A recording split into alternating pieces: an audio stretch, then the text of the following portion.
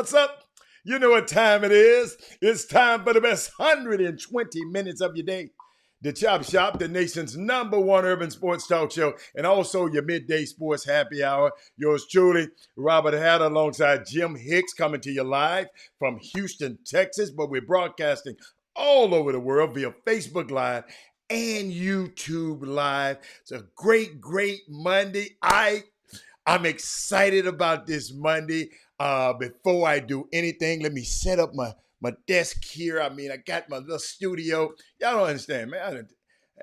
I used to have an office, but let me tell you something. The demands of the Chop Shop has allowed me and made me turn my poor little office into a studio so we can, give y'all a good show every day. So let me tell you something so unique. Before I go anywhere, I want to shout out to my starting five. That's the first 5 people that signed up to this Facebook feed and YouTube feed. Okay, today we got Thaddeus Moody, all the way from Chicago. Derek Johnson, all the way from Germany. Rick Wilmore, all the way from space. Eric Raspberry, all the way from Katy. Rick Timms. Rick, you got 2 of them on there. I'm sorry. And Rod Wells. Rick is so unique. He got so many gadgets over there. He's able to sign on simultaneously with both things. And let's go, Joe and Kamala. Let me tell y'all something. Y'all know this is an exciting day for me. If you follow this show and you understand, it's just, I was just thinking about it. Just thinking about some. The star we saw the other night, talking about Kamala, started shining in 1619. That light came from Harriet Tubman, Sojourner Truth, Ida B. Wells, Fannie Lou Hamer, and Black sororities organizations, Black Lives Matter, voting rights. No wonder Kamala Harris came out to Mary J. Blige. Man, let me tell y'all something. It was unbelievable. I just don't know, it's a lot of anxiety was going on with a lot of people. I know a lot of older people. I had told them to stop watching CNN, stop watching these major news because they just had to fill time. They're entertainers. And once we understand that these people are entertainers, we'll have a better grasp. Van Jones, Rick Santorum, all them entertainers, man. They're entertainers. So look at it like that. And I just want you, so you won't get your, I had some people, Robert, I just can't turn it off. Turn it off right now. But what's up, Jess McKee? What's up, Tyandra Home? Daryl Anderson. Let me tell y'all something. I got some from us for us on Wednesday. I got something unique. Never did this before on the show, but 2 of the castmates on Ready for Love. Ready for Love is a reality show. Nephew Tommy, Houston's own Nephew Tommy. He is the, he's over that show. He's the guru over that show. They get a group of people and bring them to one place in Atlanta, and they're ready for love. What's up, Jeffrey Day? And what happens is this group of 2 of these people happen to live in Houston. Okay, 2 of the people are that, and I happen to know them. They're Nia Linscomb and Rasheed Floyd. They are coming on the show on Women Rock Wednesday. So go to OWN. It's on the OWN network. Go to OWN. Brush up on the show. So you might have questions for them. But it's a unique situation that I thought we just bring to the Chop Shop, since I knew those 2 people. Jimmy know Rasheed, and I know both of them, and they have agreed to come on Women Rock Wednesday. So you can have a woman and a man. Matter of fact, let me put up, that's Nia. She's a hairstylist here in Houston, and click her off. And this is Rashid. So if you get a chance to go on, go to the OWN Network, and you can see them. Those two. We're gonna have a lady and a man, and y'all, hey, y'all be nice now. Be nice, because I know how some of y'all can get a little crazy. But back to the regular schedule. How about that presidential race? Congratulations! Oh, Jimmy's back here now. Congratulations to Kamala Harris, the vice president. Come up in the screen, Jimmy. Um, Vice President Joe Biden. Former Vice President Joe Biden, and now Vice President elect Kamala Harris. I'm just so proud that this time I voted for the person, the people who won. It's a unique thing. There's a lot of stuff. They got their task force together. I know we're going to talk about it a little bit. I want to know what y'all comments is. I know what she said. All of the people are from Houston. KB Smooth and so. Lori, let me tell my story. I don't know KB Smooth. Let me tell my story, Lori. Please. I don't care where the rest of them from. I'm talking about the two I know on the show. Come on now. Okay, slow down. Let me tell the story. Okay. Wow. I love how y'all try to tell my story for me. I don't know them other ones. I don't listen to the radio. So I don't know who KB Smooth is. So back to you, Jimmy. It was just a unique thing. Great weekend for me. Just had a good time. Went out, did a few things. Had a couple, got a little golf in. So yeah, the great weekend for me. My son's birthday was this weekend. He's up there having the time of his life. He know how I feel about it. So he rented out a restaurant for his party. So it wasn't nothing but his friends in the restaurant. And they sent me some videos. They would practice social distances as much as they could with 40 people, because he told me it was going to be 20, but it wound up being 43. But I'm just a dad. I'm just a dad. So, but it's a great weekend for me. So Jimmy, a great weekend in sports. We got special guests. Like I was telling Jimmy, we got special guests. We got another special guest, Jimmy. That wants to come on in the next couple of days. He's got a cigar that he's introducing to the market. Ken Hamlin, a former football player, professional football player. So people been calling us and want to come on the Chop Shop. It's just a great thing. That's why I'm gonna take this time out for y'all. I was watching some the other night. And I just really would like y'all to seriously thinking about really hitting the like and the share button and subscribe. Because as Jimmy so eloquently talked about, algorithms matter. It matters. It's telling people that what you like and what you don't like. These algorithms matter. Share the show and be intentional about doing it. We have to be intentional. Let's get up to 100,000 people. It matters because it gives us the ability to do more things in this space called YouTube. So share it and get people to subscribe to the channel. And somebody told me last night, if y'all can vote for Joe Biden, y'all can vote for me and Jimmy. So get your friends to come over and share and go to Facebook. Go to YouTube and like and subscribe and share the show. And because there's a whole lot of things we'll be able to bring to you when those algorithms hit and broaden our digital reach. So I just thought that because people sent me some information on that this weekend, and let's make that happen. But think about it. Facebook, so powerful. We had 5,000 people on one page. We don't even have access. They shut us out that page.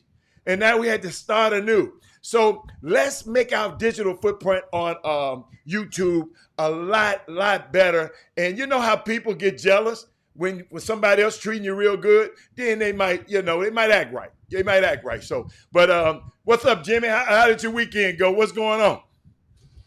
Oh man, just another weekend, another week, guys, another funeral. And so as I told you guys, shout out to a longtime friend, Chris Reese.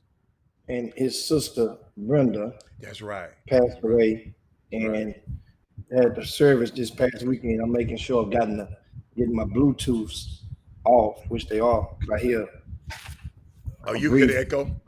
echo. Yeah. Well, let me turn mine down a little bit. Yeah, I and probably. so now we.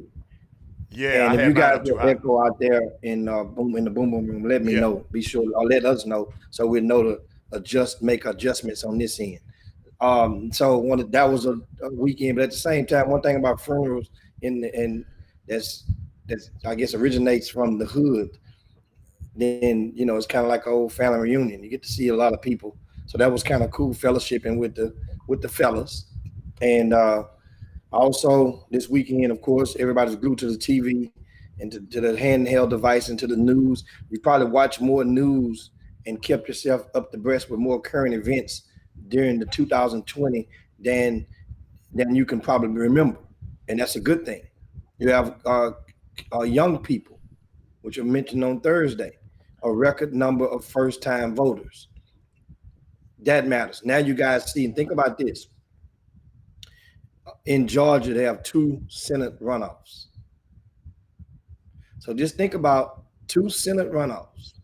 So both sides of the fence are probably either kicking themselves in the buttons to some degree because of the fact that if more people would have turned out, which it did get a record number on both sides, but if more people would have turned out, that probably could have prevented this runoff. These two runoffs could decide the Senate. That's spooky. It That's could even decide the majority in the Senate. the majority of the Senate. Yes. That's even spookier for a lot of the people that are pro-Republican and in this state. So in this matter, in this whole state of America. So it's But been, and Jimmy, and what I'm gonna do, and I got a group of people, and I think I'm gonna go down to Atlanta. I'm gonna get I'm gonna get in what you call it, the RV, and I am gonna make a trip to Atlanta, because Jimmy, this is that important. Uh, Not just to send my money down there, just send a donation down there, but I'm going to be down there visible. I got some people down there that's visible. This is a very, very Reverend Warnock and I think Jeff Ossoff, the other guy's name. I just want Kelly Loeffler out. She's a Trumpite, and what's the unique thing about it? If we get these two Senate things taken care of, and then Jimmy, we got to find out who is going to take Kamala's seat now. She's gonna have a vacant seat. Who do they put in her seat? And we got to put somebody in there that's what? Re-electable. And I prefer to be a black woman because a black woman, it's not another black woman on the Senate. But I know the white progressives got theirs. Gavin Newsom, and Jimmy is going to make the appointment. If you know Gavin Newsom, that's the governor, the progressive governor who did the name, image, and likeness, who pushed the name, image, and likeness bill from California. So they're very, very huge, and everything that we can do, boom, boom, room, to assist those people down there in Atlanta. Let's make it happen. Everybody always running their mouth about what ain't nobody else doing. Let me see, is Ice Cube gonna take his ass down there?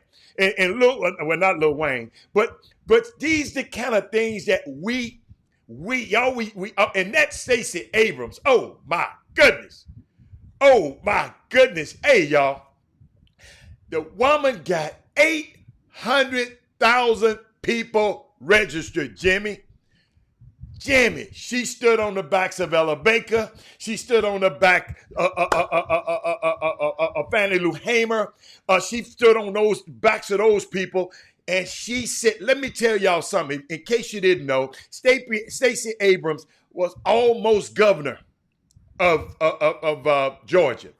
And Governor Kemp, who was the Secretary of State, did a little hanky-panky in the voting thing. That's why we always fight for voting rights, and beat her by a number of votes. So guess what? Instead of her quitting and just said, forget about it, Kim Jackson, guess what she did? She went to work. You know how I done lost. I'm finna go home. I'm taking my ball. No. Mindy Collins, that woman got out there and worked and registered 800. Now, guess what? Some young girl gonna stand on her shoulders and they gonna register 1 million voters. The voters are out there. We see the numbers. So, but what did trouble me about it, Jimmy? What really troubled me, and I said it the other day on the show, 70 million people voted for that same regime. 70 million people felt like this country was all right. They were okay with 40 million people being on unemployment. They were okay with all these people out of work. They were okay with everything. They were okay with the pandemic. They was okay with the 230 some thousand people that were dying. They were okay with it. 70,000 people. I told y'all a long time ago, I'm not mad at Donald Trump. I said, I'll be mad. I'm thinking about the people who support him. I'm never mad at him because, hey, he can't do it by himself. So that's the unique thing that's how I feel about it. And Jimmy, I mean, if you got anything, it's just mind blowing to me. I don't know about nobody else, but there's some people around us, Jimmy, in our sphere of influence, went in there and voted for that guy, and they voted for those ways. So it's just unbelievable to me that I just can't fathom it though. But that's all. One thing, like choices and consequences. You have a choice to do whatever you want to do in this country. I understand that. I know that. And in those choices dwell consequences, whether it be pro or con. So that's how life goes. Meanwhile, we got a choice and a consequence, and that is we're gonna go to a quick break per choice. And the consequence is you guys will come back. We'll come back and we'll dive right into an assortment of topics dealing with sports from NFL all the way to the collegiate ranks when we come back on the Chop Shop. You guys hang right there.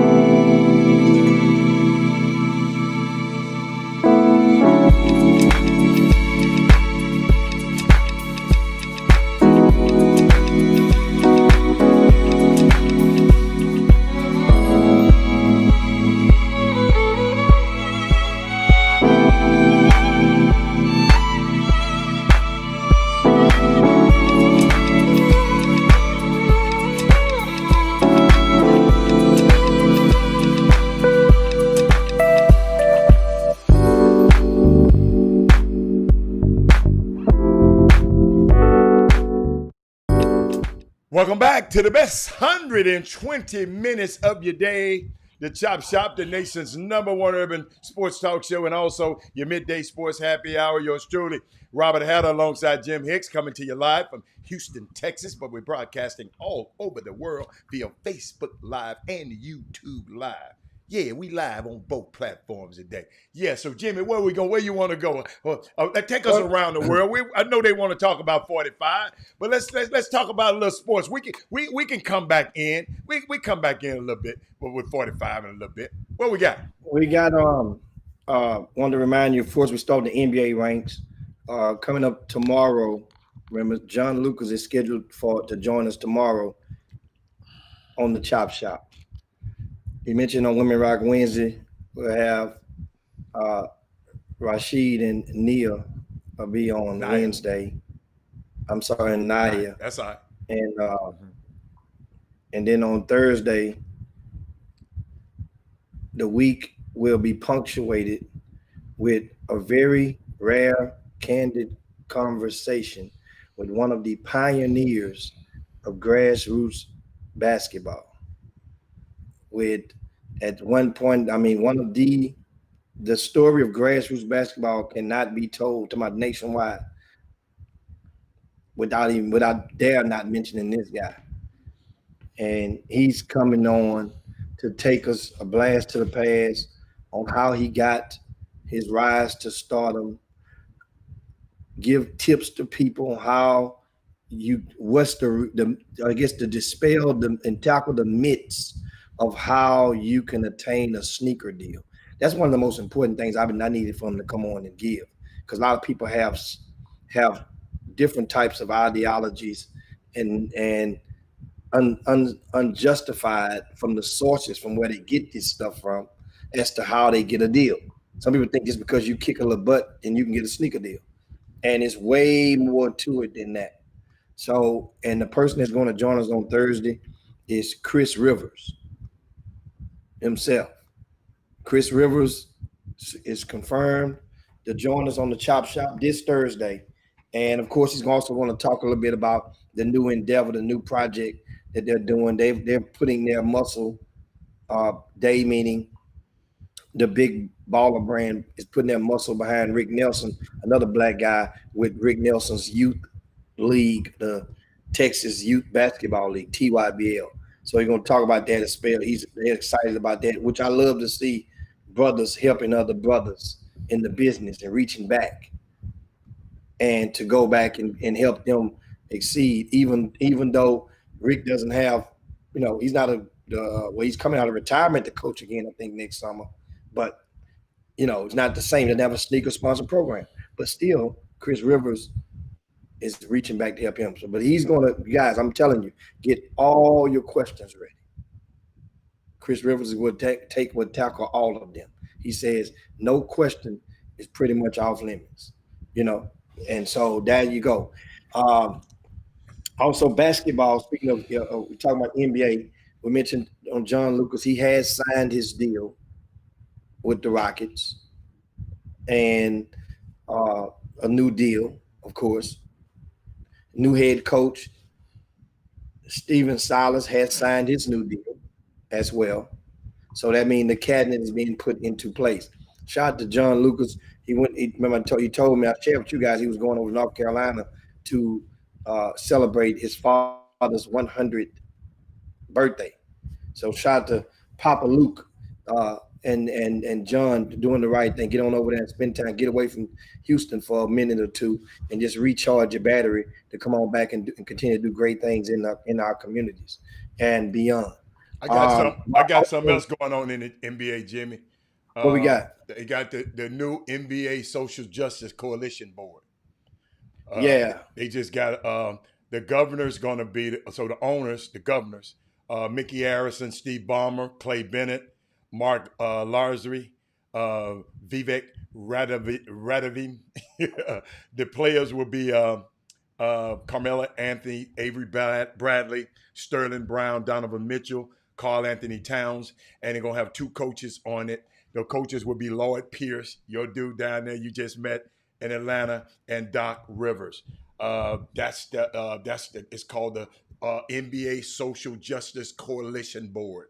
those are the people who are going to, you know, I guess that's their task force to tackle the social justice issues from an NBA perspective.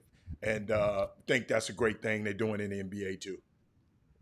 Yeah, and that definitely and that's definitely good news. Uh, Lloyd Pierce mentioned him. Met him last month. Good people. He's also in a situation where he knows, hopefully the Hawks man can get that 8th spot this year. I'm rooting for them because this is a brother. He's a greens and cornbread type brother. You know what I'm saying? Like, oxtails type brother. I'm just telling Yeah, you. just cause, but that don't separate him from because the brother eat lobster. And, he's still No, a no, no, brother no, too. no, no. Some guys That don't just mean like you're raw not. lobster. No, understand. Think about this. What you just said. That doesn't take away from the other things. Okay. It just lets you know he's that type of brother. Okay. That doesn't mean you're not the other type of brother. Okay. That means he can speak that language when you're mentioning that. So he's, but anyway, good people with him. And so hopefully I'm rooting for him all the way. Hope they can make that 8th spot with the Atlanta Hawks. Speaking of NBA, more news. Remember the player from Milwaukee who got detained in the parking lot of Walgreens about 3 years ago. Sterling Brown. And it went viral. And they, they didn't. A lot of the officers didn't realize their mics were hot from the cameras, and they, had all type of evidence of their wrongdoing that they poured upon this young man. Well, his name is Sterling Brown, and they offered him a $400,000 settlement a year ago. He said, "Hell no, this ain't about money. We're not doing that. We're not taking that." So they've settled this past weekend for $750,000. That's money. That's money too. Yeah, but however, the key to it, I found out the key to it was this, Alan. This was more important to him. The key to it was that the city, and they were going back and forth, the city of Milwaukee had to include a joint statement, right? Which they admit a constitutional violation. And they would admit to a commitment, right, to make changes. Okay. To the Milwaukee Police Department. Okay. So a lot of times they got it right. The money don't include what you really want. So they want to make an admission, include an admission of guilt. Sometimes people say we're gonna settle, but that's it. Nobody can talk about it no more. Non-disclosure, this and that. This they're gonna make a statement. And that helps you in the future if other cases come up. That they have precedents now. So when other cases come up, they always go look at this case. So that's a unique thing. Shout out to that young man. He was, matter of fact, he was one of the vocal members of the Milwaukee Bucks who decided to walk away from the bubble because of the killing. I mean, the shooting of what's the guy? The last guy. He was shooting so many of us. The shooting of the young man in what city was that? Oh, that was it. That was in Milwaukee. That was in Wisconsin. Yeah, Kenosha. Yeah. I mean, that's right outside of Kenosha, Wisconsin. I'm sorry, man. His name. I get so many names in my head right now. But yeah, that was unique, Jim. So good news on that. That's some more. And Jimmy, the NBA also are the players agreed to come back. It's a lot of give and take. I got so much stuff I got to tell y'all about, but I got to get all the information about the players agreeing. I mean, it's just so much stuff, and we're not going to do it today because it'll take about 30 minutes for me to explain it. But they agreed to have the season early, but the owners got to give something, and the players want something, but the owners are doing something, Jimmy. Let me tell you something. These owners doing something I've never seen before, and they must have their reasons. But Jimmy, the owners are willing to, foot the bill, tell the players, okay, we'll give y'all money next year. And if you need it, the next year, like a loan. We'll get it back later. If y'all just need it's kind of, it's kind of weird. There's a whole lot of particulars in it, Jimmy, because if you were like Bradley Beal, you were like a kid like Giannis.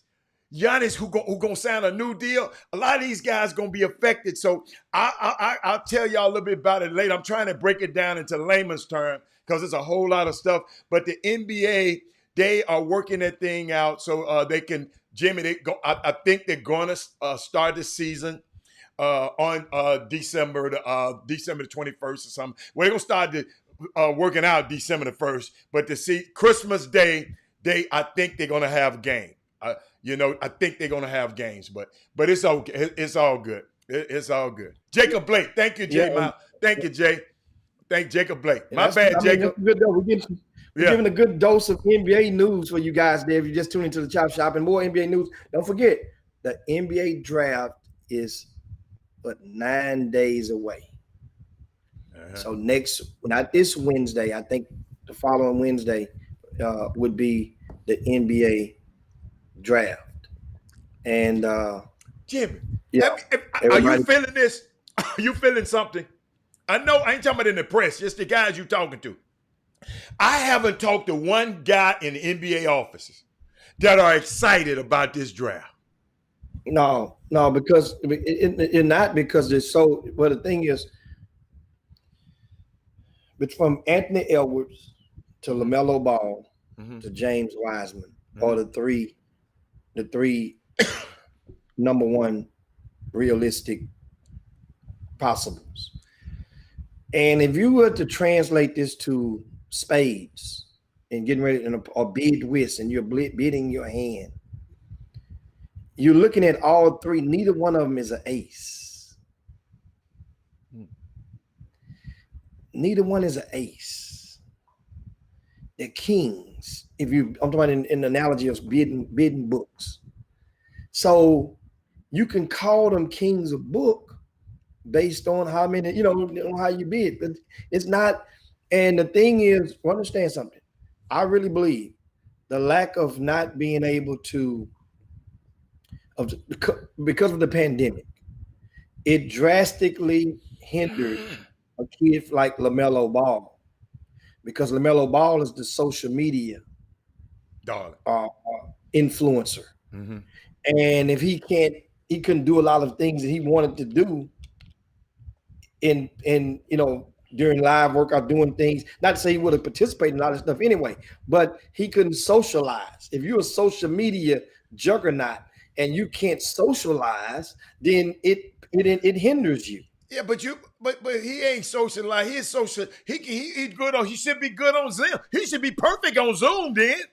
Yeah, but should be, but not Jimmy. That's not correct. Look how our personality comes across on a network. This how they talking to them guys.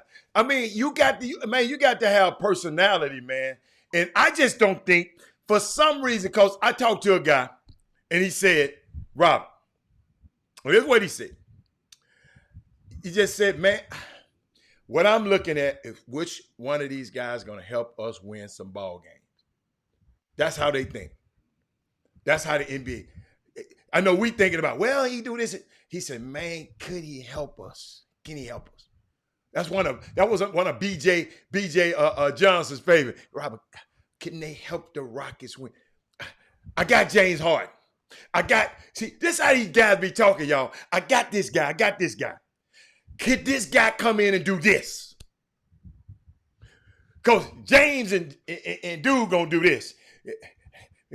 Could this guy do this? So it's a unique, man. I mean, but guess what, Jimmy? Like college coaches. I used to say, man, y'all coming in and this year Houston is not that good.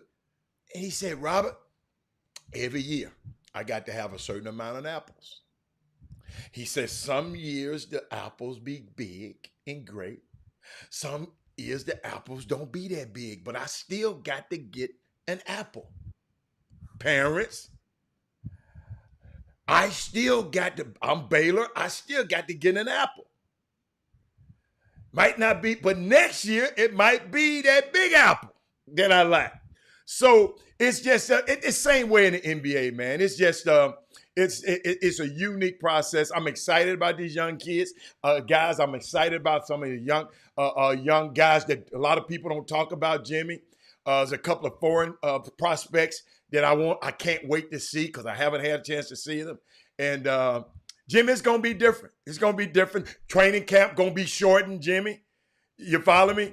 No summer league. Jimmy, no summer league. You follow me? That ain't good. Yeah, so it's gonna be a unique year for those rookies, man. You know, get your money, hey rookies, get your money, shut up, learn, and listen. Get your money, shut up, learn, and listen. Rookies, you are gonna be graded and judged different from any other class. They're gonna watch your maturity under adversity. I'm telling you something that I heard. They're going to watch how you act under these new rules. So, Jimmy, I just wanted to throw that out to the public because we might have somebody going into the draft on this show. Are they son? Well, Are they cousin? Well, one of the things that we had R.J. Hampton on the Chop Shop. Yes. And R.J. Hampton is projected. That's right. He slipped a little bit according to a lot of the draft analysts. Well, a couple of the draft analysts who, you kind of thank God they don't. Thank God they don't pick regular people, and these are what I would call educated opinions, because don't get it twisted. Depending on the source where you get it from, a lot of those guys do have a plug into an organization, and especially the people on ESPN. Yeah. But stuff changes, even though one or two of them. But it changes day to day. Yeah. That's why sometimes you can't go to one on Monday and take that to Friday. You better go back on. If it's Friday, you better go back and make sure something can change. Just like a point spread. Those draft things change because some people fall out of favor, or some people may grow to love other things. Then other teams, say like the latest news on yesterday was Detroit. The Pistons were looking to move up in order to try to secure LaMelo Ball. So that means now that makes LaMelo Ball's stock go up to some of those teams that were not number one, number two, or whatnot. Because now somebody wants him. And that's a position that could drive the market up for a team like Detroit. And they have a ton of players they can unload. Siberia. To secure drafting up. They got some stuff they can unload. Who wants to play for Detroit? I know they have to if they get drafted. Who wants to play for Detroit? Coming out of college, coming out at this point, getting drafted, Detroit is not a bad city. It's just that and they have plenty of history there. How many times you went in just to visit? Just said, man, I'm finna go kick it and drink me some Crown in Detroit.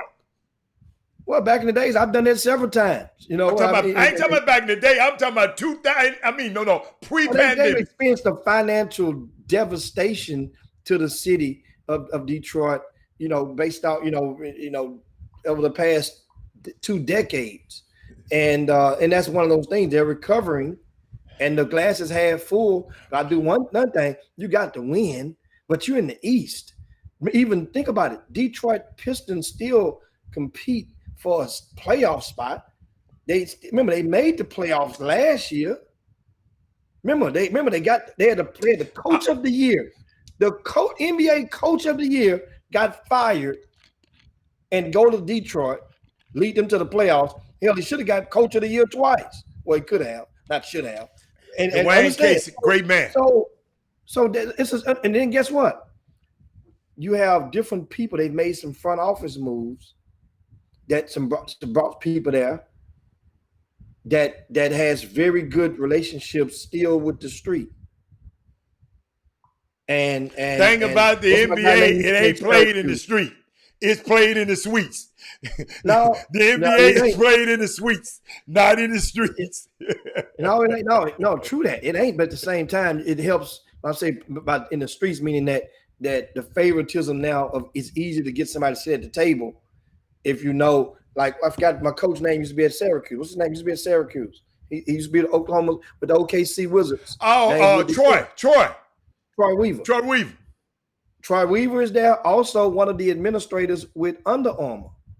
How do you remember the Under Armour guys? I know The short one. exactly. I know exactly. Troy Weaver, nice guy, real good What I'm friends saying, of but the short one, huh? the short one, Hanif. No, I don't know him. But he's gone to the Detroit Pistons. Yeah, but You know what I'm saying? So those, I mean, it's a relation. So that means, guess know what that means? That means if there is a player, let's say, for example, these relationships, it gets you an opportunity to have a sit down easier.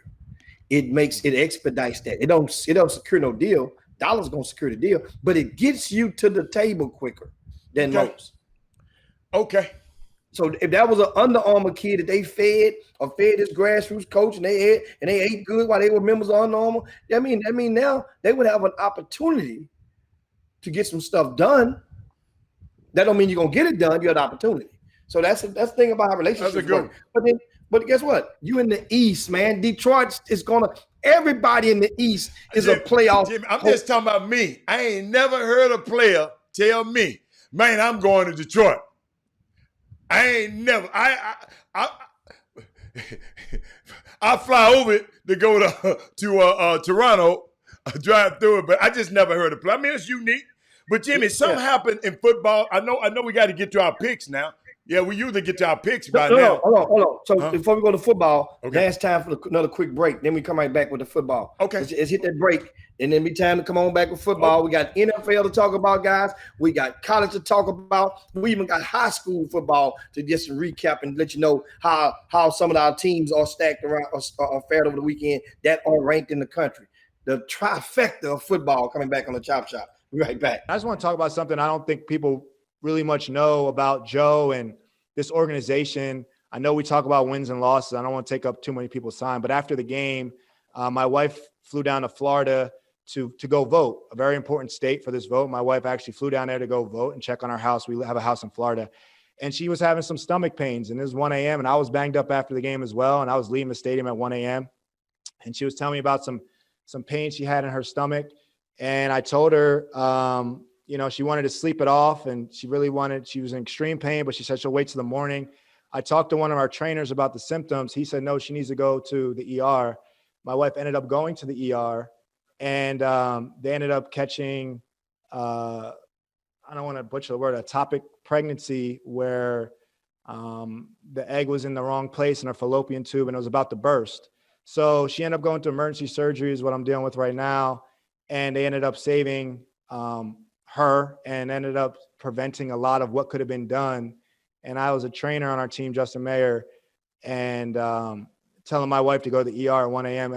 could have saved her life or saved a lot of internal bleeding there. And that's the type of organization that we have here. And honestly, I wasn't going to talk about that. That's what, and my kids are okay. My wife is recovering well. She's okay. This happened, all yesterday. And Joe said, if you need to fly to Florida, don't worry about football. And that's what Joe is as a man and as a coach. I know we care about X and O's and winning and losing, but there's really good people here.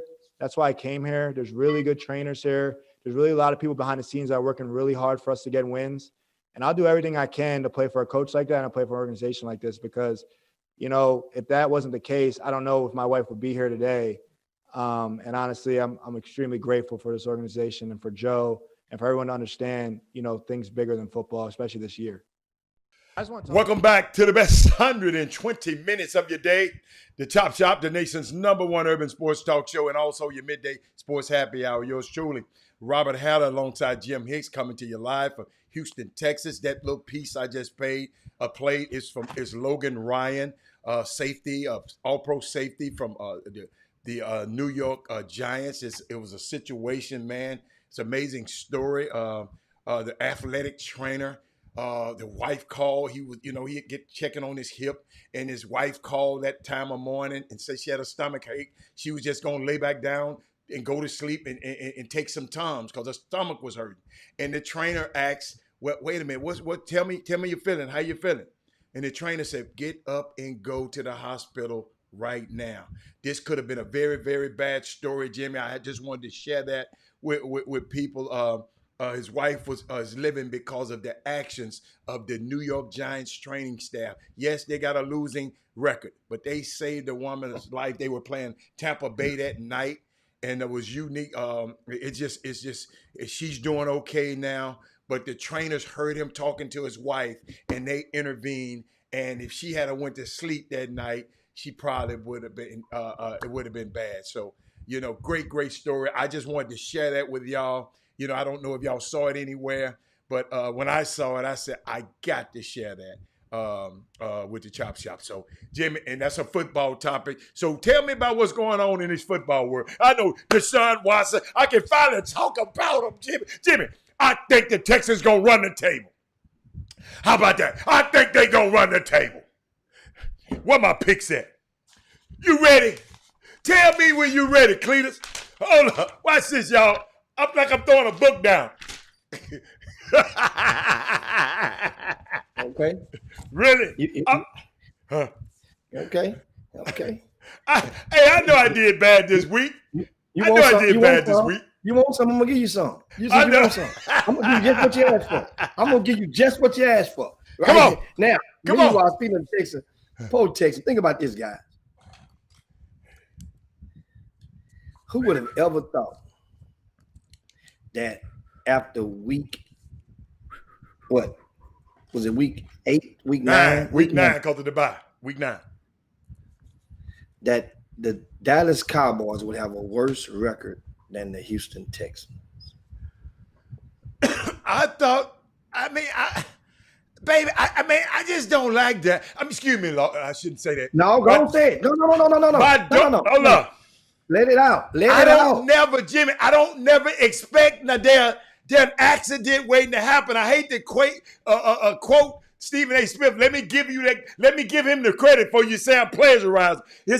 Stephen A. Smith said that's an accident waiting to happen.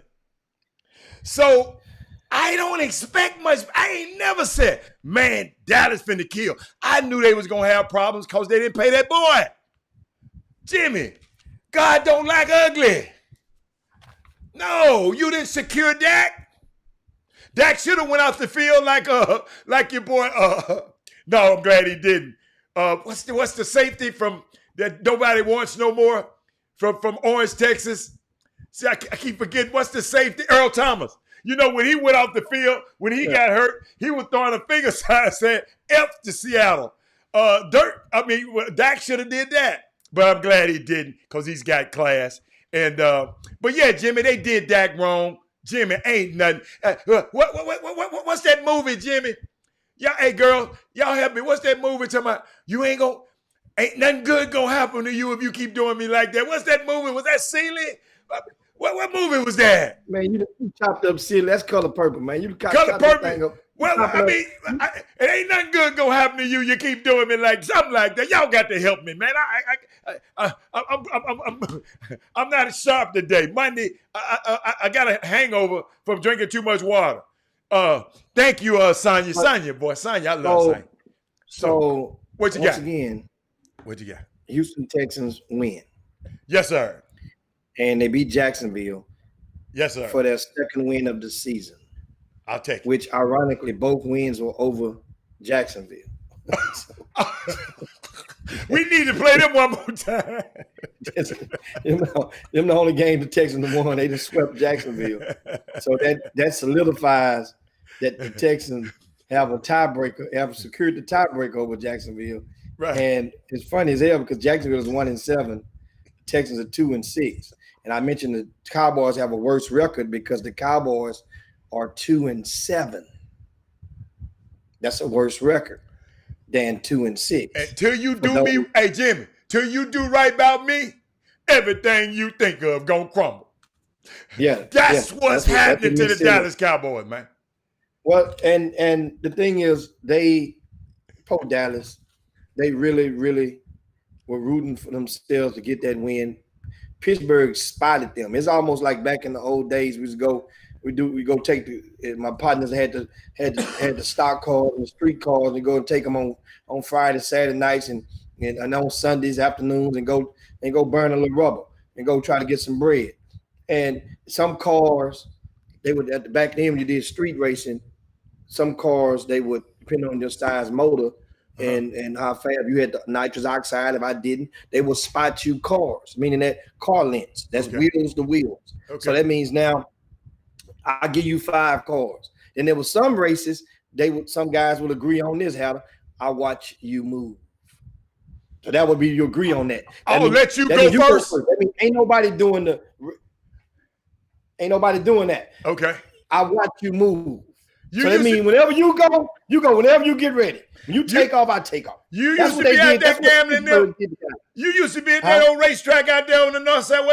I think Smitty and all them used to they used to be at this racetrack somewhere. They used to tell me about they got a racetrack. You used to be on that gambling with them. The racetrack on the north side was in Porter, Texas, back in the day. It was somewhere. That was the legal. That was the legal racetrack. Was in Porter, Texas. Back in the days, you had to wait. Normally wait on Sundays to go to Porter, but then they built the one in Baytown. The drag strip in Baytown. I know it was somewhere. Go there on Sunday toward the tail end. By that time, but back in the days, it was actually everything took place on the streets. How you're on the north side, you went to it started off back in the days. They had what they call Super Skate Roller Ring on Mesa and Tidwell. It's a KIPP Academy now. Super Skate, people would go to Super Skate. After the end, you either go to John Ralston or Little York. Little York is adjacent to Northwood Manor. And we would go to Little York. Jimmy, we got some police officers watching the show, Jimmy, but keep going. No, they know. During those days, they might have been part of the congregation. Back in those days, y'all didn't really mess with you. And there's another place on the north side, if you left Super Skate, you had three good places back there within a 1 mile radius. Either Little York, John Ralston, which is a back way going towards C. King High Schools, one of those back streets back there had a number of woods. Wow. Or you can go to a street called Spikewood. Spikewood was some warehouses, had a good quarter-mile street, good flat, go up in Spikewood, get it over with. And you guys that are watching right now, you guys may have know that. Now on the south side, they had Holmes Road, Alameda. Yeah, I know what that is. They told me about that one. That was the most accommodating one. People don't be on that. It's not a lot of cars that go down this street at night. Back in the old days, I mean, that's what. And so, guys like Smitty and those guys normally they would be over on Holmes Road. Okay, they didn't normally come.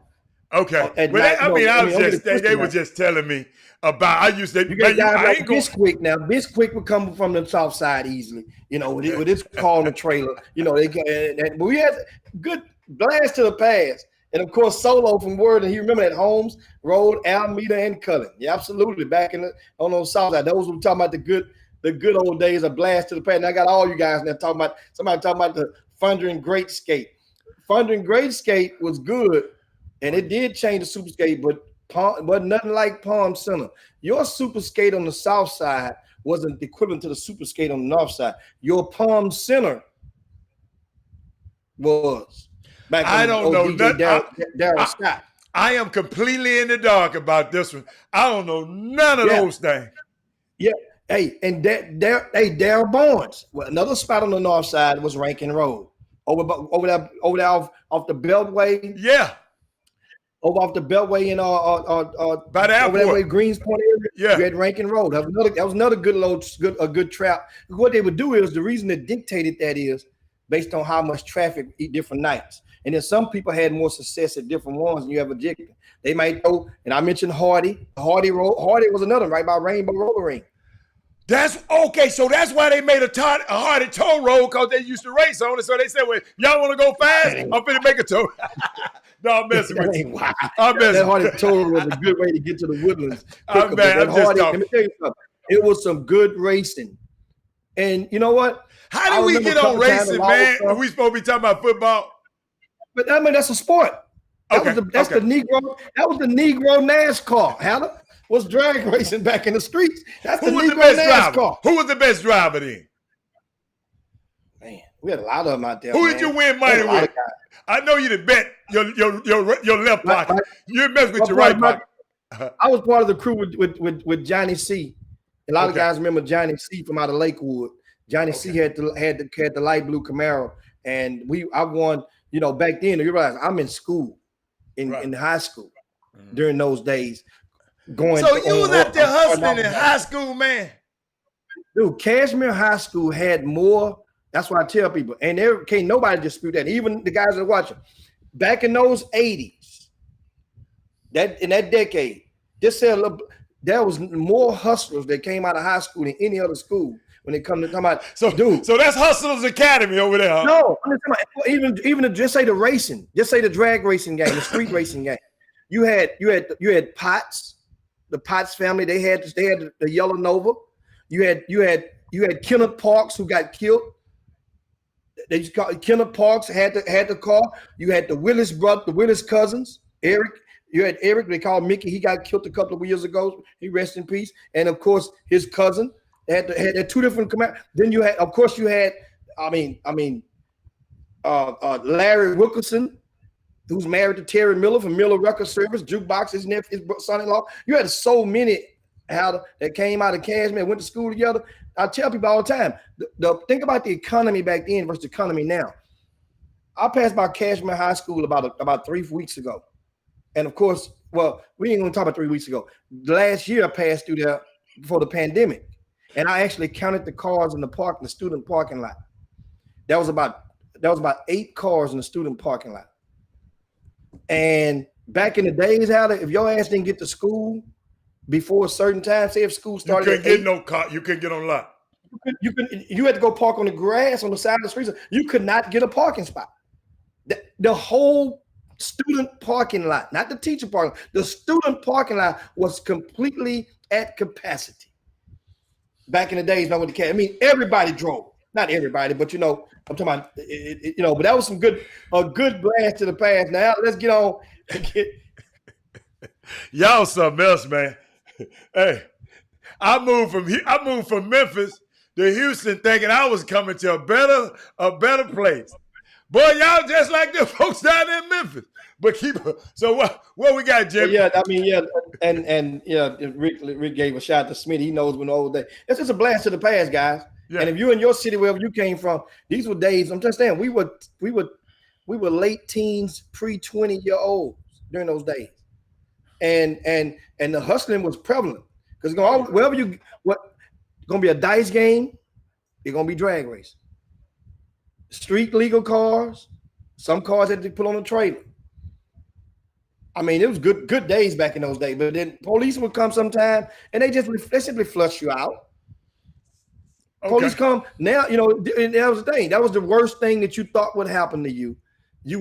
Some people got tickets. I've known 1 or 2 got tickets because they had to go. They call off the trailer, so they got to drive off in it. So some people got tickets before, but the police come, they know what's going to happen at time of night. Police didn't. They just flushed everybody. Y'all got put the lights on. Y'all got to go. Hey, Cletus, come on, get this whooping, Cletus. Let me see what you done. Let's get this thing going. On this past weekend, guys, it's time for those NFL results from this past weekend's game. First, on Thursday night, Green Bay Frisco. Green Bay wins 34-17. Took care of business. Discount double check with the win. I took Frisco and the Parents. I'll lose that one. Yes, sir. Let's go. Houston and Jacksonville. Houston wins 27-25. Hatter took the Texans and gave me 7. Do the math, Hatter. Did I lose? Do the math. You took the Texans and gave me 7. I know you're cheating. Oh, no.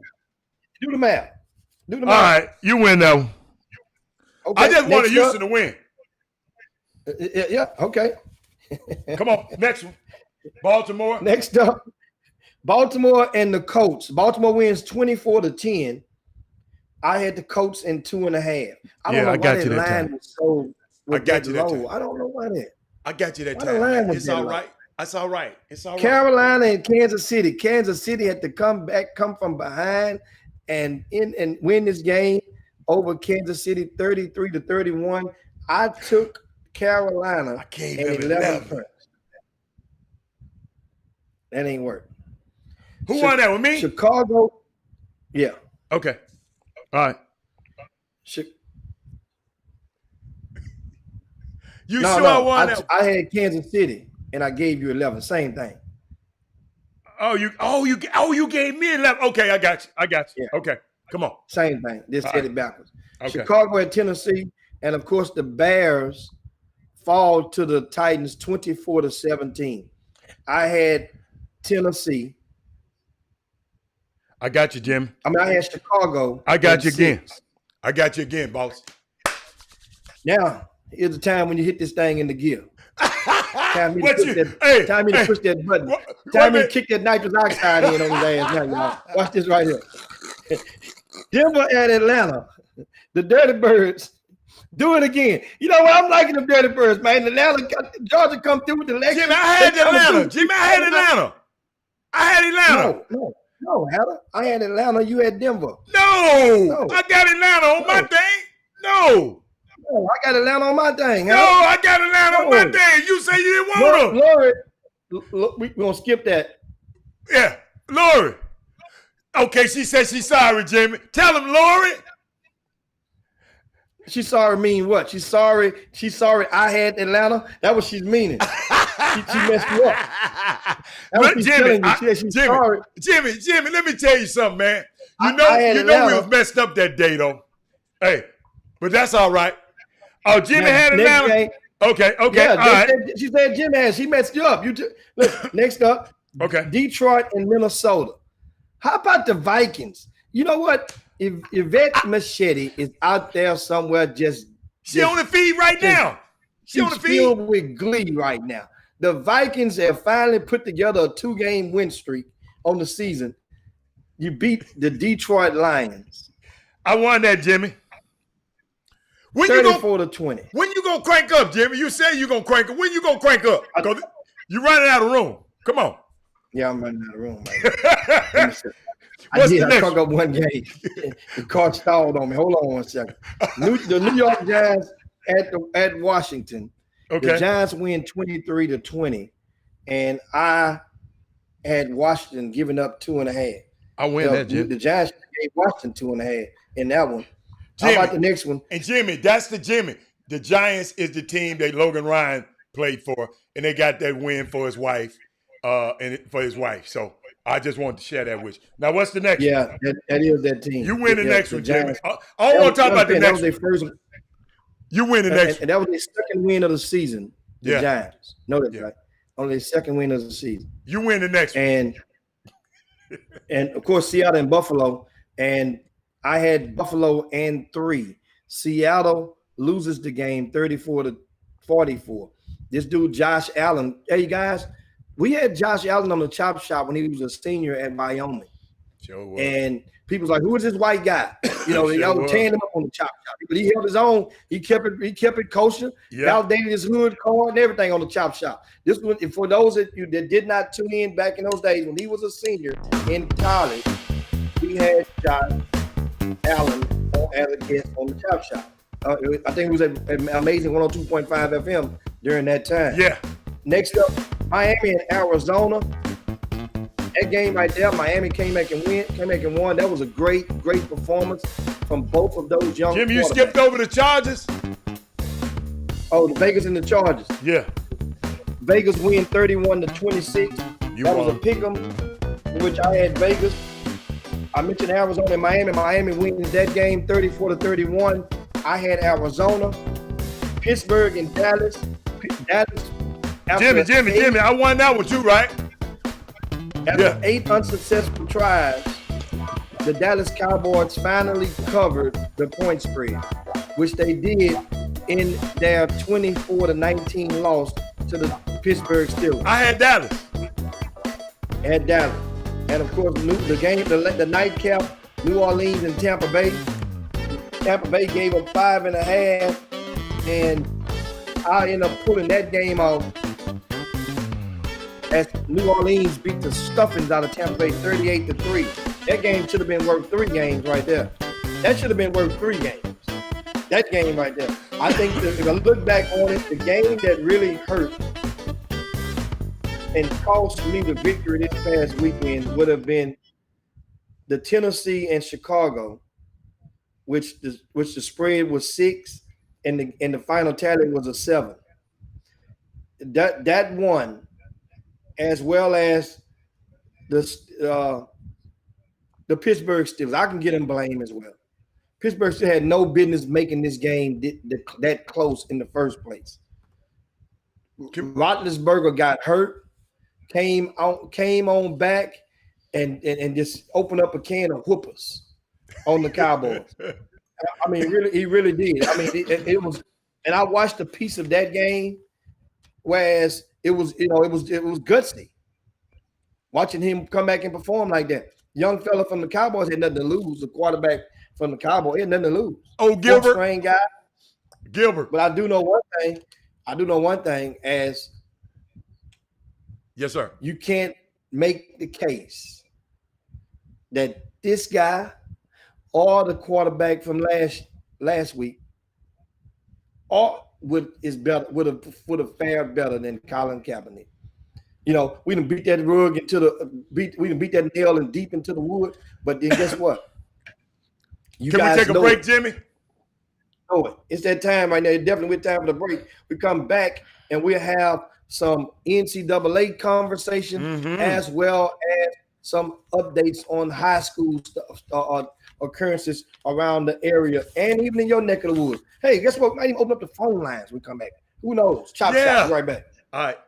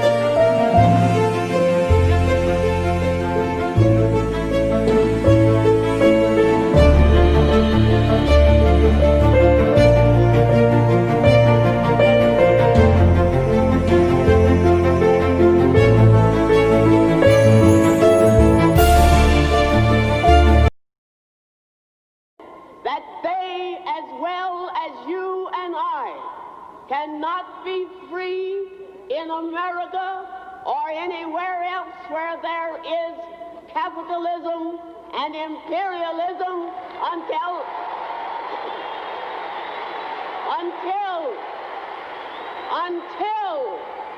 until we can get people to recognize that they themselves have to make the struggle and have to make the fight for freedom every day in the year, every year, until they win it. Thank you. My name is Laura Jane Jones, and I am so excited to be joining the staff at Future Stars of Houston Academy in the vocal department. I wanted to do this intro video to let you know a little bit about me, my experience, as well as my training and my philosophy on vocal coaching. So, first and foremost, I have been in the music business for 30 years. I have performed and traveled in 90 different countries. I have performed on the biggest arenas, stadiums, theaters in the world, not just once, multiple times. I have recorded or toured or performed with the likes of Enrique Iglesias, Joe Cocker, Aerosmith, Kelly Clarkson, Leah Michelle, Tina Marie, the Black Eyed Peas, Billy Ray Cyrus, B.B. Winans, Peebo Bryson, Vintage Trouble, and Miles Mosley, just to name a few. I've also... Welcome back to the best 120 minutes of your day. The Chop Shop, the nation's #1 urban sports talk show, and also your midday sports happy hour. Yours truly, Robert Hatter, alongside Jim, the cheat sheet, the legend at Houston. Grassroots basketball is in the building. Let me tell you something. I played a clip from Ella Baker, and she was just talking about even after this this election, y'all, we got more work to do. Let's not think that we got we got more work to do. But guess what, y'all? We got a better opponent in the White House now. Notice what I said. Better opponent. Yeah, all of them against us up there. But we got an opponent right now that I think we got a better shot of getting some things done. So we got a better opponent. And in the coming weeks, we just gonna talk. I told you, we're gonna take a few minutes out. We're gonna get our people civically minded. I don't want nobody to ever, Jimmy, let me tell y'all something what I saw in Detroit, Jimmy. Young 20-year-old guys, right? Who went to the polling places and found out if he was a polling judge, a precinct polling judge, Jimmy, he get $300 a day. So the man went down there and registered and went and got, was able to be a precinct judge. Guess what, Jimmy? He said when he left, 20 years old, he said, wow, how this process work? Jimmy, you remember you said this a long time ago? Get what the young fella said. It didn't take but this many votes for them to be on the school board. Mm-hmm. Man, I need to run for the school board because these some terrible schools in here.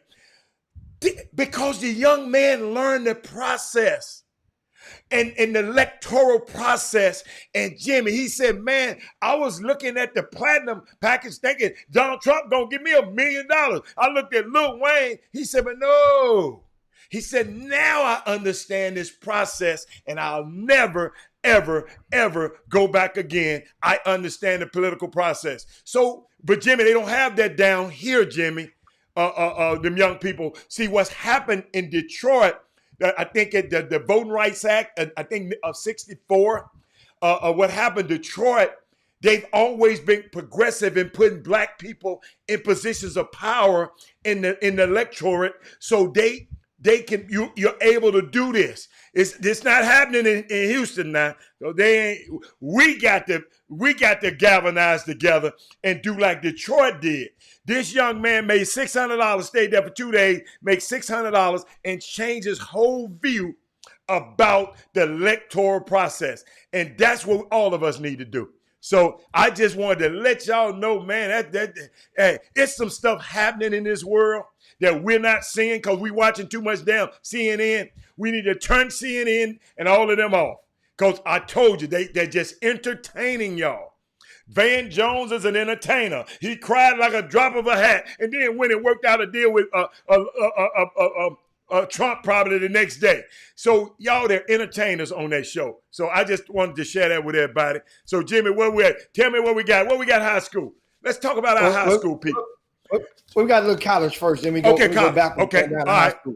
What you got? In college, we want to give a shout to Texas A&M, even though we lean on them often when it comes to in the area of civics, and that is in comparison to University of Texas. That is in recent I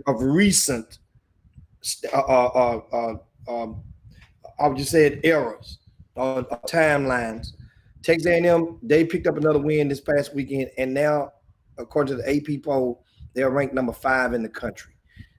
I saw that. What does that mean? Of course, Clemson loses to Notre Dame. Notre Dame jumps up to number 2. Alabama propels into the number 1 slot, and Ohio State remains in the same at number 3. Well, what it does is it put A&M, they're in control now of their own destiny. Well, of their own fate. They need a little help, but they have to win out. I don't remember do they have an SEC championship this year?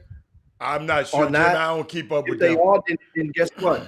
A&M, it was soon to be decided because the only game that they've lost, though, they've lost to Alabama. So that means Alabama could lose and still would have bragging rights, a head-to-head edge over A&M. Just long as Notre Dame, long as he get in the playoffs, are they gonna have a playoff? How many teams get in this year? I don't know. I'm gonna take a look at it. They didn't expand it to 8. Did they still 4? If I'm not mistaken, right? Yeah. You guys help me out in the boom boom room. I know we have a slight delay, so you guys get that. How many teams are in the It's football? up in the air right now, Jimmy. That's what because people were telling me one thing. I don't want to give y'all what they said because I haven't vetted the information. So when I find out the correct information, I'll share it with y'all. But I know one thing: if they do expand it to 8 or even 6, Now Derek says still 4.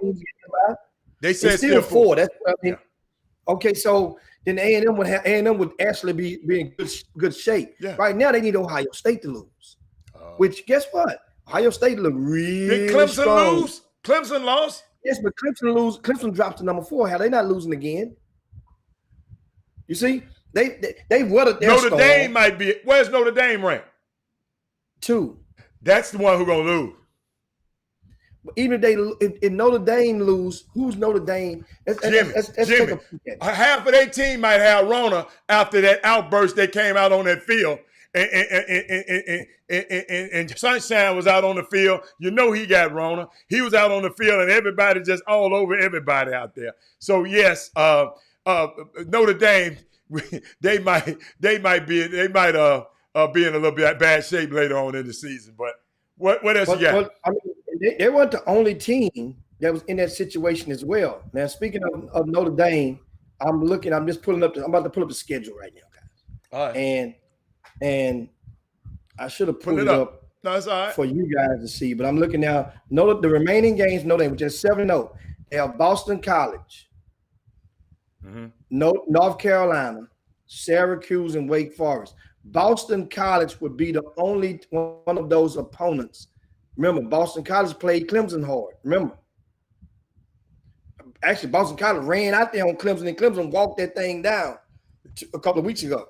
So this game, this coming weekend, Saturday 2:30 kickoff, is basically the rest of the way. It's gonna be easy grub for Notre Dame.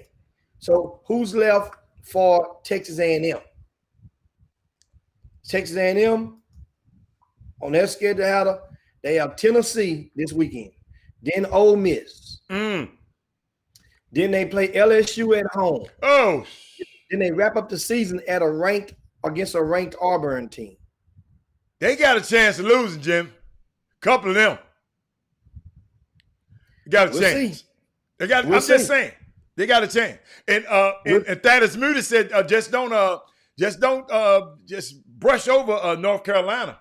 North Carolina, for somehow they balling playing football now and basketball. Yeah. Kenny Gamble said it too. I know what they be doing on Saturday. Kenny Gamble, I know what they be doing. They be watching that football on Saturday. Well, let's see who North Carolina got left. They got North Carolina plays Wake Forest. They boot them. They have Notre Dame on Thanksgiving weekend. Then they have Miami. And Western Carolina. That's a non-conference game.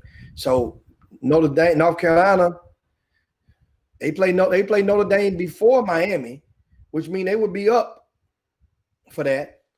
But let's look at the ranked teams that they've played against this year. North Carolina beat the hell out of Virginia Tech, 56-45. North Carolina beat the hell out of North Carolina State, that was ranked number 23 at the time, beat them 48-21. Those are the only two ranked, and they also beat Boston College this year. So that's a good point. So we're saying that Boston College has a chance, and it should be a good opponent for Notre Dame. Well, hell, North Carolina, you're right. North Carolina as well. Throw them up in there. So Notre Dame, understand, and also Notre Dame may have won their championship mentally. They want to beat Clemson so bad. Yeah. Could they get up for Boston College and or a Notre Dame? Who does Alabama have left, Adam? That's too much to keep up with for me. Or does it matter? Every time they play, I think they're gonna win. I'm looking at the schedule right now. Alabama plays this weekend at LSU. Whooping. Kentucky, whooping. The old Auburn, and then Arkansas. Oh, that ain't a gimme right there. Well, Auburn. Oh yeah, they play each other hard. That ain't a gimme. No, they play each other hard. That ain't a gimme right We'll there. see. We'll see. So right now, this thing is far from over in regards to the teams. And one thing, Florida is sitting right there in that 6 hole. They're sitting right there in the 6th spot. Other teams from Texas who deserve accolades right now. Who? SMU. They're in the top 25, Alan. What? SMU is number 19 in the country. Where's TCU? And Where's TCU? well, I'm trying to see what SMU has left first. TCU is in the Big 12. TCU's not ranked this year anymore. So that's the But only other team SMU in has Texas? Tulsa, U of H, and East Carolina left.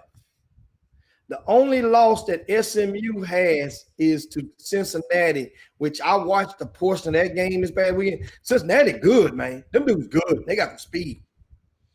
Oh, the Longhorns in there too, baby boy. What is you talking about? Yeah. What is Louisiana 21. Lafayette doing in the top 25? Hey, I'm liking that, man. The only thing I don't like about Lafayette is their mascot, the name of the mascot. What is it? It's called a Raging Cajun. What's a Raging Cajun? Okay. I'm glad you asked. Spell Raging backwards. Not that, man. No, man. No. Spell it backwards and say it. That's what a lot of the black folk from down that way, they know a long time they've been trying to fight to get them to change the mascot. If you reverse the Raging Cajun, if you spell it backwards and pronounce it, it means another word to some folk.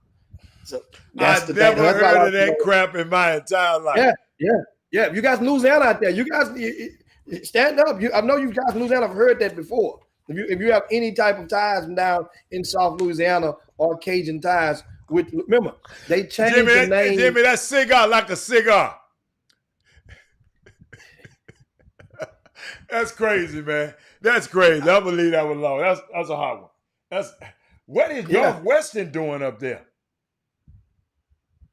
Which Northwestern? Northwestern, the smart boys. Hold on. Oh yeah, that's that. Oh yeah. Well, hey, guess what? Know what that means? That means a school like Ohio State. We didn't even look at to see what they have left, because that conference, which has been kind of fragmented. What does they have left on the table? And as I go, and them just got to run the table, man. And them gonna have a hard man. Ass What time. happened to LSU, man? All of that at the White House last year. They went to the damn White House. That's the damn problem. They got the jinx. Hello. That's what happened to them. You know, they was get the gap. They was doing the get the gap. I like that song, though. I like that song. But they was doing all that at the White House. That Jimmy, I now see why they lost. Polar LSU. All that money they buy, they be spending on them players up there, and they getting their head tore off. What else we got, Jimmy? Hey, Jimmy, I saw some basketball rankings that came out.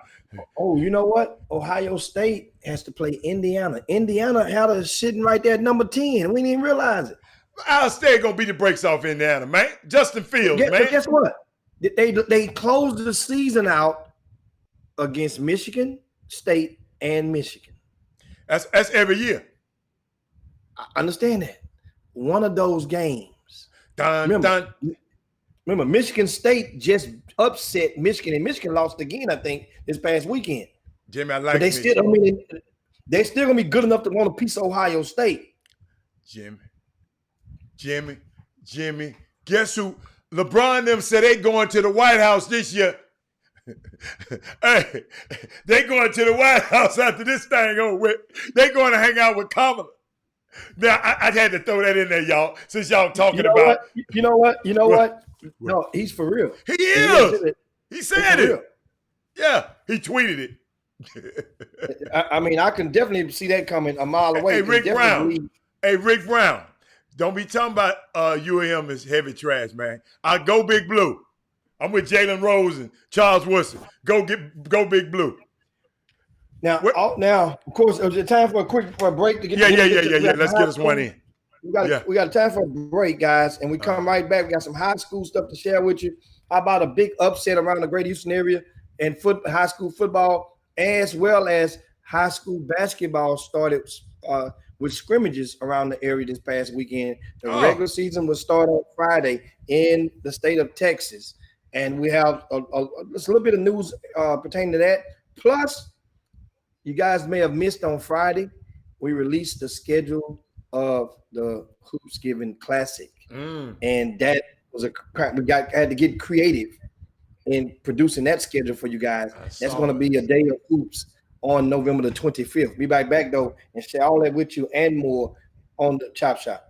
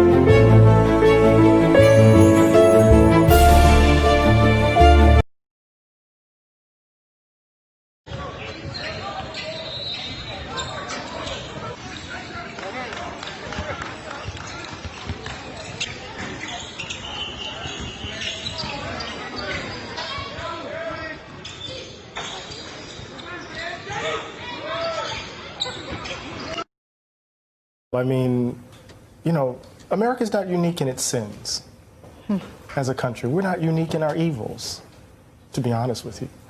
I think where we may be singular is our refusal to acknowledge them and the legends and myths we tell about our inherent, you know, goodness to hide and cover and conceal so that we can maintain a kind of willful ignorance that protects our innocence. See, the thing is that when the Tea Party was happening, we were saying, pundits, oh, it's just about economic populism. It's not about race. When people knew, social scientists were already writing that what was driving the Tea Party were anxieties about demographic shifts, that the country was changing, that they were seeing these racially ambiguous babies on Cheerios commercials, that the country wasn't quite feeling like it was a white nation anymore. And people were screaming from the top of their lungs, yo, this is not just simply economic populism. This is the ugly underbelly of the country. See, the thing is this, and I'll say this and I'll take the hit on it. There are communities that have had to bear the brunt of America white Americans confronting the danger of their innocence. And it happens every generation. So somehow we have to kind of, oh my God, is this who we are? And just again, here's another generation of babies. Think about it, that 2-year-old had his bones broken by two parents trying to shield him from being killed. A woman who has been married to this man for as long as I've been on the planet almost, lost her husband. For what? And so what we know is that the country has been playing politics for a long time on this hatred. We know this. So it's easy for us to place it all on Donald Trump's shoulders. It's easy for us to place Pittsburgh on his shoulders. It's easy for me to place Charlottesville on his shoulders. It's easy for us to place El Paso on his shoulders. This is us. And if we're going to get past this, we can't blame it on him. He's a manifestation of the ugliness that's in us. I've had the privilege of growing up in a tradition that didn't believe in the myths and the legends because we had to bear the brunt of them. Either we're going to change, Nicole, or we're going to do this again and again, and babies are going to have to grow up without mothers and fathers, uncles and aunts, friends, while we're trying to convince white folk to finally leave behind a history that will maybe, or embrace a history that might set them free from being white. Finally. Wow. Welcome back to the best 120 minutes of your day. The Chop Shop, the nation's #1 urban sports talk show, and also your midday sports happy hour. Yours truly, Robert Hatter, alongside Jim Hicks, coming to you live. Thank you, Mr. Eddie Glard, for that exertion. Is just so powerful. We played this 8 months ago, and coming back now, and it's prevalent today. And so, Jimmy, I know we got to get it's that time. So I know you got some high school. I've been seeing you. You send me a schedule. I've been seeing you tweeting. When you get to tweeting about basketball games, something's about to happen. Something is about to happen, y'all. It's about, so you got some scrimmages going on. I just see my two girls, Rory and Kendall. They had 30 and 27 respectively, as usual. Jimmy, when is the boys' season? I know the girls' season always start a little earlier than the boys' season. When we can expect some boys' basketball? Boys' basketball will tip off officially on this Friday, and or statewide around the state of Texas. The first games officially can take place on Friday. This was the original launch date of the boys' season. However, it never was moved. Even during the pandemic, Texas stayed course with their schedule. However, various school districts made modifications to their district schedules and put, for example, Houston Independent School District, which is the largest district in the state of Texas, one of the top 4 school districts in the country. They implemented for their home games, no fans. So no fans at the home game of HISD schools on their campuses. Okay. But every other district, various districts have various rules. We mentioned to you guys on Thursday, let's say Pearland ISD, which Pearland ISD sent a letter out. I mentioned to you guys on Thursday, Kincaid, also, that's a private school. They made an announcement that their schools would not play any opponents unless they agreed to wear a mask. And on over the weekend, this is what I got a copy of the letter from Pearland, and the Pearland. Well, it's too long to read, but I just paraphrase it to you guys. Pearland ISD. Any school that's playing at a Pearland, either Dawson or Pearland High School, they would have to wear a mask in game basketball, boys and girls. Jimmy, hold on, Jimmy. I just tried it yesterday. The last 2 days, I went and worked out, rode my bike, and did everything with that thing on my face. Jimmy, no, man. No, sir. I know I'm old, but no, it was so uncomfortable. No, man. That ain't good. Well, the thing is, you're talking basketball. Mm-hmm. Those things they're gonna readjust themselves as you're bouncing, as you're running, as you're playing defense. So that means if you touch somebody's mask, that means you fouled them. No, obviously. But then guess what? That mask gonna come loose, gonna come out, turnovers. But if this is what some people are willing to do, and that's so be it. But at the same time, choices and consequences.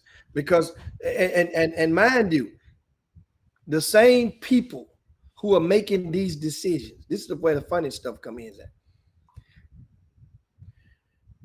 it's impossible for us to know right now, this very moment, but we can have I can apply an educated guess to this. The administrators of the Kincaid School, do you think they probably voted blue or red in abundance, in majority? The administrators of Pearland ISD, for those of you who know where it's located at, not the administrators, do you think they voted blue or red if you took the majority poll? So what I'm saying is, a lot of the people that was on the red side of the fence, they've obviously shown for the most part that I thought this was a side of the fence that didn't really care about the mask, didn't really care about doing all this, didn't really care about this part of safety. Leave people alone. Let them have the freedom and the liberties to express and do what they want to do. And can't tell me when to wear my damn mask in Walmart. You can't tell me I can wear my mask. That reminds me of the monologue from Dave Chappelle. Oh my God! This past Saturday night. They ain't gonna never let him on TV no more. Jim, he done on network TV. Guess what? Do you think that at that point he didn't care? Dave Chappelle didn't care. He didn't care. Remember, this is a guy who understand, when we were unbeknownst to most of America over a decade ago, this dude was offered $50 million and said, "Y'all kiss it. Y'all, I don't need it." He turned down $50 million over a decade ago. And in case you missed the quote, I'll quote Dave Chappelle when he was talking about mask during the monologue, 16-minute monologue. He said, "I don't know why poor white people don't like to wear a mask. What's the problem? You wear a mask to the Klan rally. Wear it to Walmart too." And that was basically much of it. And which he didn't hold no punches back. He used that N-word a little too, boy. He used that thing. Oh, Lorne Michaels probably said, "Man, what? I can't jack him off the stage." Yeah, no, they tape it live. There's like a slight delay, maybe a few second delay. But Saturday Night Live is basically live. Guess what I did today, man? This morning, I'm over there. You know how you erase some of the stuff off your DVR? I erased it by mistake.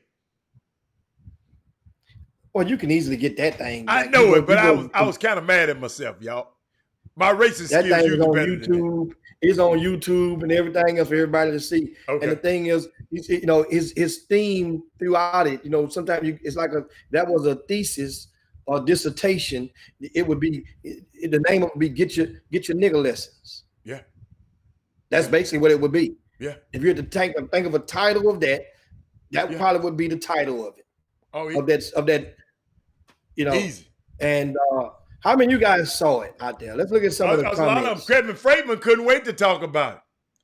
He couldn't wait, but Jimmy, I know it's a good time, Jimmy, while everybody's on Jimmy. I shared something in the beginning of the show somebody sent me, and they were just telling me, Robert, people, you always encourage your people to hit the like button and the subscribe button. Algorithms matter. You're telling people what you like and what you don't like. Share the show. This is intentional. Let's be intentional. He said, be intentional about sharing the show. Get to 1,000. Get to 100,000. It matters. It gives you the ability to do more things on this space called Facebook. Called YouTube. So share it to get as many people to subscribe to the channel. And that's what they told me. That's what they said. If these people can vote for Biden, they can dang sure vote for Jimmy and the chop, and you and Jimmy in the chop shop. And we just got to get intentional, y'all, about doing it. Tell your friend, tell another friend to text, tell, and tweet somebody and let them know. So I just had to stop Jimmy and tell, because that was just on my heart. We got to be intentional about sharing this show. And okay, what else you got, Jim? Yeah, and so I just shared myself right now. Me too. I just shared the show to my timeline. See, I can't like my own show, so I need y'all to like the show especially on YouTube. YouTube is so important. That digital print, Facebook, if you want to, but YouTube is so important. So important. Get everybody, your friends, to get on YouTube and subscribe and like the show. I'm telling you, then you're gonna watch what happens. It's gonna a lot of stuff we'll be able to do with YouTube. That's gonna involve all of y'all. So let's make this thing work, y'all. Let's do the Stacey Abrams. Jimmy? Where is my Stacey Abrams out there? I need me a Stacey Abrams. I need me a Ella Baker. I need me I need a Fannie Lou Hamer out there. Let's make this thing happen. Yes, Ben Carson does have COVID-19. He's another one of Trump's cabinet members, people around Trump that got it. Let's make it happen, y'all. Okay, what else you got, Jim? Indeed, and want to this also on the high school ranks. This past weekend, something special happened. Mm-hmm. If you dwell or follow football, specifically in the Katy Independent School District, whereas Katy Tompkins ended the 75-game district game win streak of Katy High School. And in doing so, the quarterback for Katy High School, he's committed to Alabama. Quarterback or athlete? His name is Jalen Muro. Jimmy, is he going for be a quarterback or is he going for athlete? That I haven't confirmed yet. Okay. And but he had 3 touchdowns, over 200 yards passing in that win over Katy this past weekend. Humongous win, the biggest win in the history of Katy Tompkins football. Oh, of course.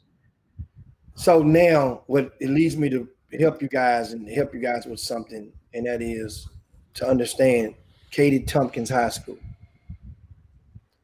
Tompkins High School is named after a black man, the only high school in that district named after a black man, black person. Mm-hmm.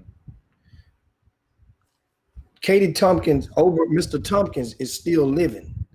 He was actually present at the game. So he got to witness the history of the school that bears his namesake. It's pulled off this win. Remember the game took place on Thursday night. Remember, it was televised locally. Mm-hmm.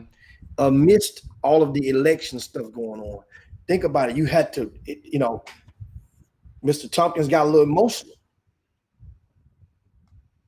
You just see this happen. In case you understand, so let me paint this. Something I forgot. Katy High School has long been one of the juggernauts, one of the national powerhouses that doesn't really travel the country, but they've been dominating over for the most part of the past decade and a half, 2 decades. Dominating. The student body is predominantly white. Katy Tompkins, their players are predominantly black. That's the urban part of Katy. That's the other side of the track. Yeah, they call it the other side of the freeway. That's what they call it, the other side of the freeway. Yeah. No, they're on the same side of the freeway. No, I don't know which freeway they talking about. They said the other side of the freeway. Somebody told me that. Okay. And so this was a big win, a very big win.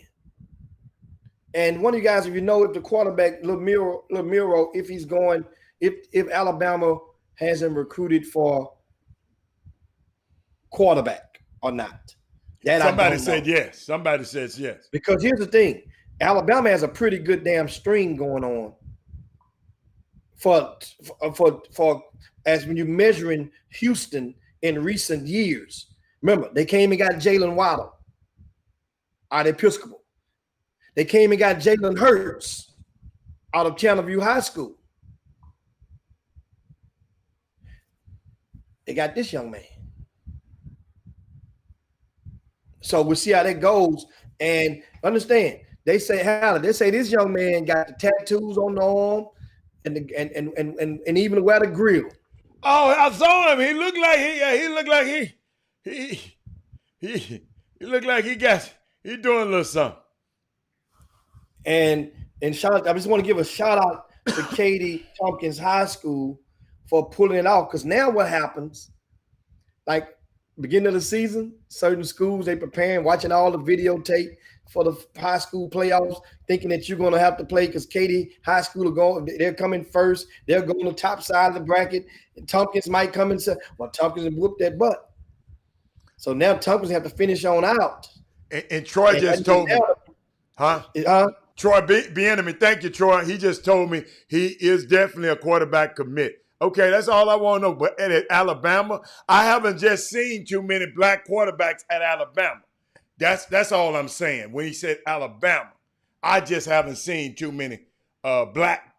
I ain't talking about Samoans and Hawaiians. I said black quarterbacks at Alabama. I just haven't seen them. That's why I asked that question. So, Jim. And saying black, and we know the content of that meant African American. Yeah, black. Because black, there's black Hawaiians, and there's black Samoans. No. Ain't no Hawaiians don't identify as black. I'm talking about black. I'm talking about black. That's what I'm talking about. And when you put also North Shore High School, they're ranked number 2 in the country. USA Today. According to USA Today's poll. Katy was ranked number 6. They would drop probably all the way down to probably, if not the 20s, or out of it altogether. Because in football, you only play once a week. And when you lose, and normally in the football rankings, you drop like a rock on USA Today. But we're looking, all eyes on Duncanville and North Shore to possibly have a tree match, as in TRI match, in the state championship again. And that would probably, remember, North Shore have won each of the past 2 years, although the game was played in DFW, a virtual, a de facto home game for Duncanville. So North Shore went on that road and won twice. And could they go and advance all the way and remain focused enough to go and take care of business again? Hope so, because they're in dynasty territory. This is some athletes out there.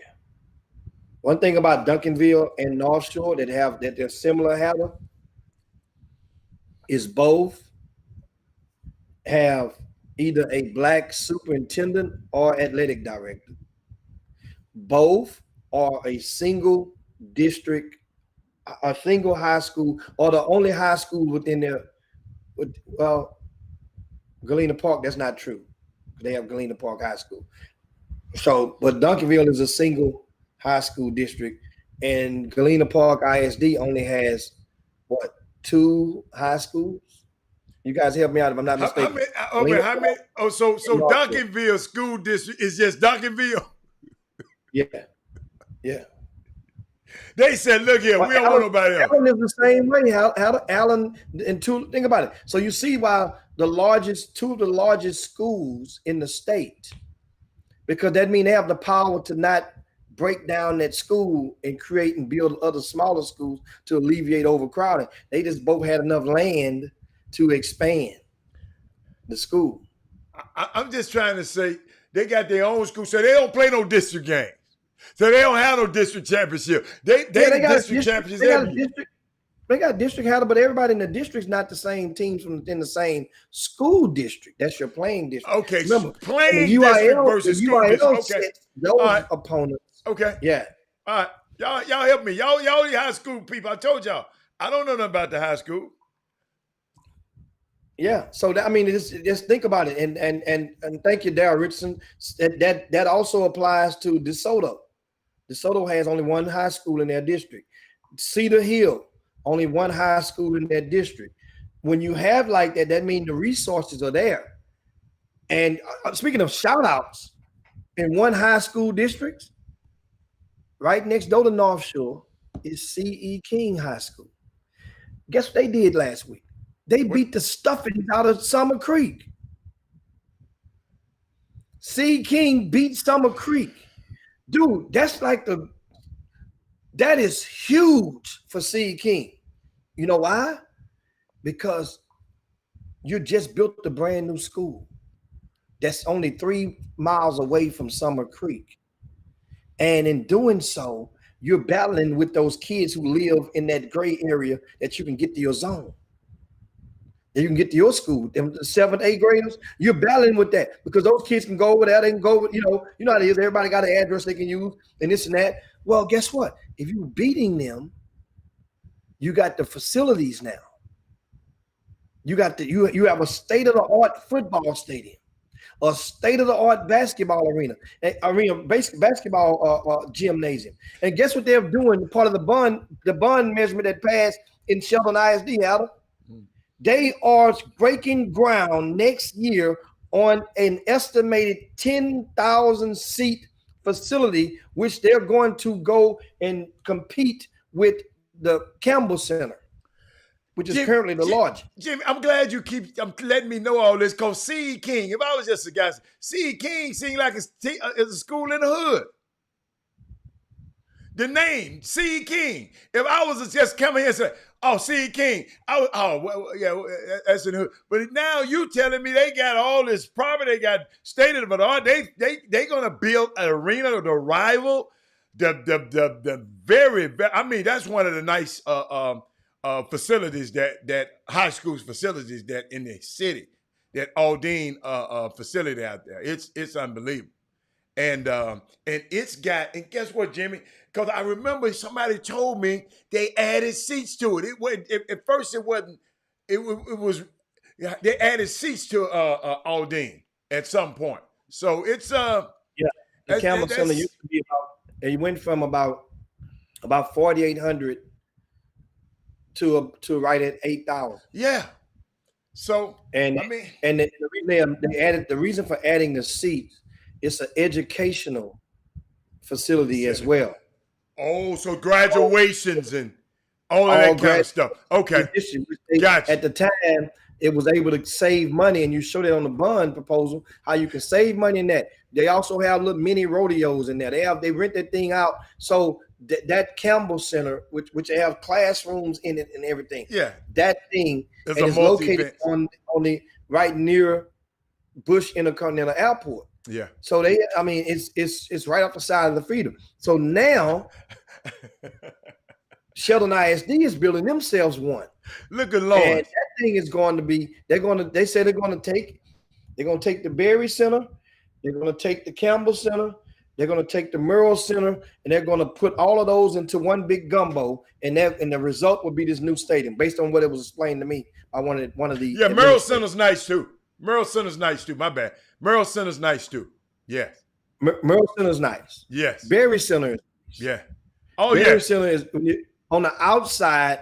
It looks like the Taj Mahal. Yeah. Of all of the facilities, it has the best ambiance on the outside, that the Berry complex. Especially how you can stand there and watch the football game while watching the basketball game at the same time. If you're in the lounge, the suite. He said I had to see it. I've seen the Berry Center, Rod. I just amended everything. I just amended. I just said Aldine, yeah, it's one of the best. Yeah, but the Berry Center and the one out of the Katie is Berry, the Merrill. Merrill is which one? Katie.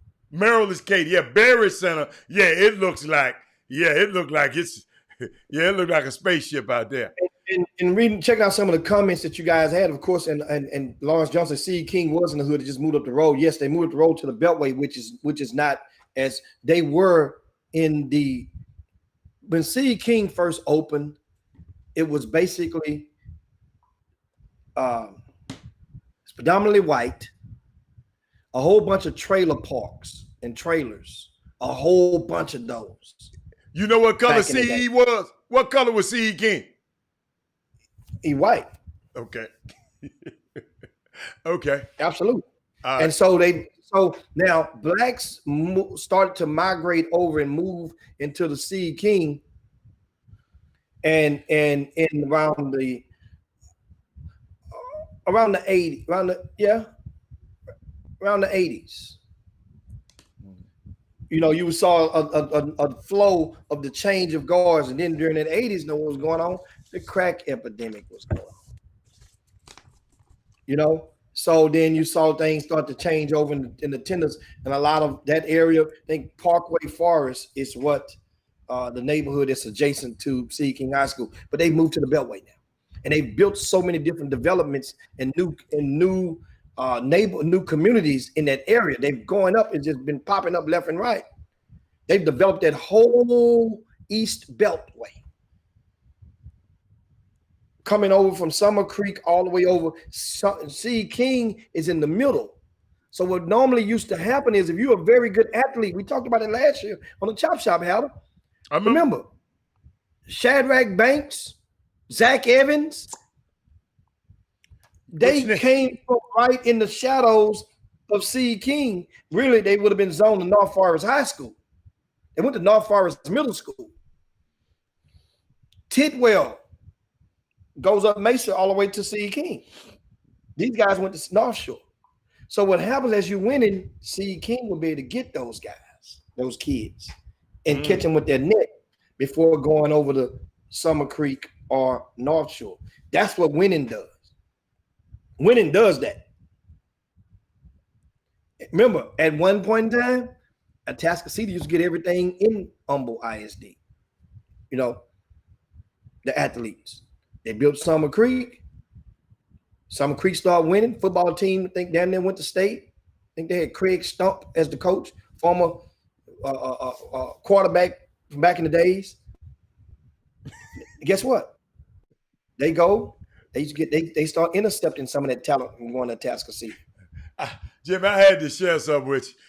Jeffrey Day said, and he's telling the truth. He said, I like Del Mar as well. They have really good lighting, but they treat us like the Feds building when you trying to get in that joint. You can't. They treat it like it's the Supreme Court. You can't get in that joint. He ain't lying. Yeah, but that's good. I mean, that's good. the one thing about HISD. They've been consistent. They ain't just doing it on one person and doing it on the next person. They're consistent week to week with their, and that's Andre Walker, the athletic director, spoke with him the other day. That's my man. And they're consistent with their efforts. They do things different, but I do understand running a big district like that, the bigger the headache, the bigger the pill.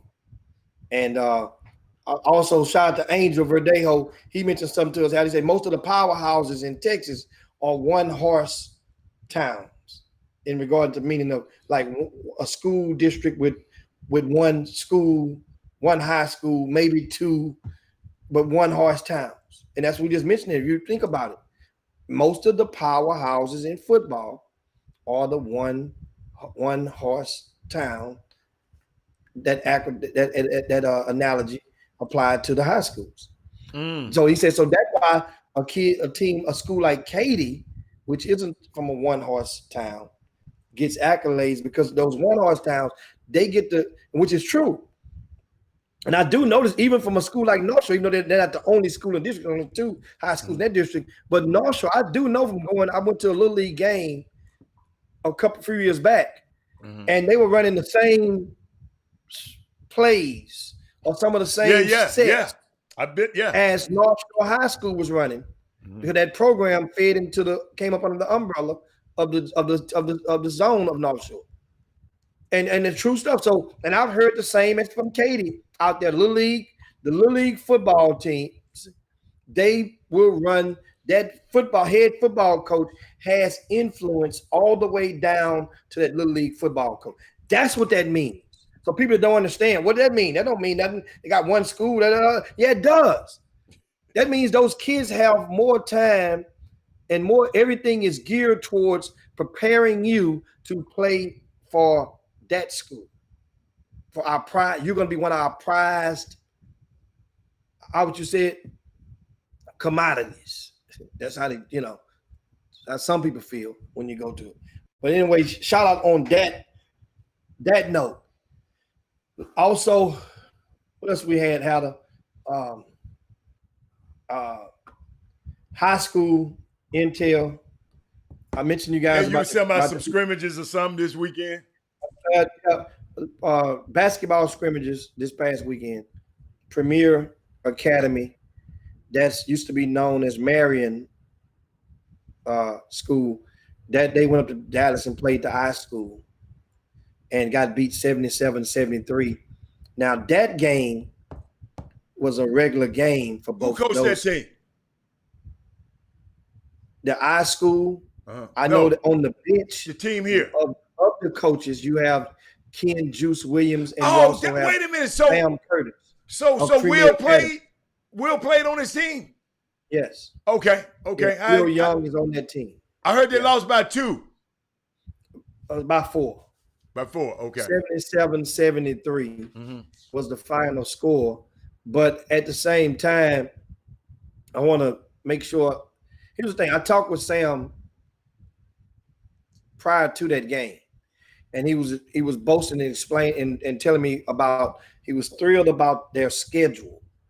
He said they have a potent schedule this year. They're going to play a lot of teams at various points across the country as well as the state. Well, my thing is, I want to remind you guys, if you hadn't a school like Premier, a program like Premier Academy, they are not your normal type program. They have a couple of guys. They have like 2 7-footers, a couple of other 6'8s. They have, and then another. They have at least 4 to 5 Division I prospects on that team. When you make that schedule, you just can't be happy to have that schedule. You got to be happy and looking forward to the opportunity to go and kick plenty of ass that's on that schedule. Not just, man, we got a tough schedule. Man, look what we play. No, the hell with that. Jimmy, maybe people don't think about whooping ass like you think about whooping ass. Well, that's the whole thing. Only people that think like that, people that know they're going to get their ass whooped. That's the thing. See, accountability is going to be on the board and activated this basketball season. And that's why the promise and the pledge was made to you guys to go and update rankings every month. So the rankings is up now. You better take pictures of them. You better screenshot the hell out of them and save them, because guess what? They're going to shuffle like dominoes.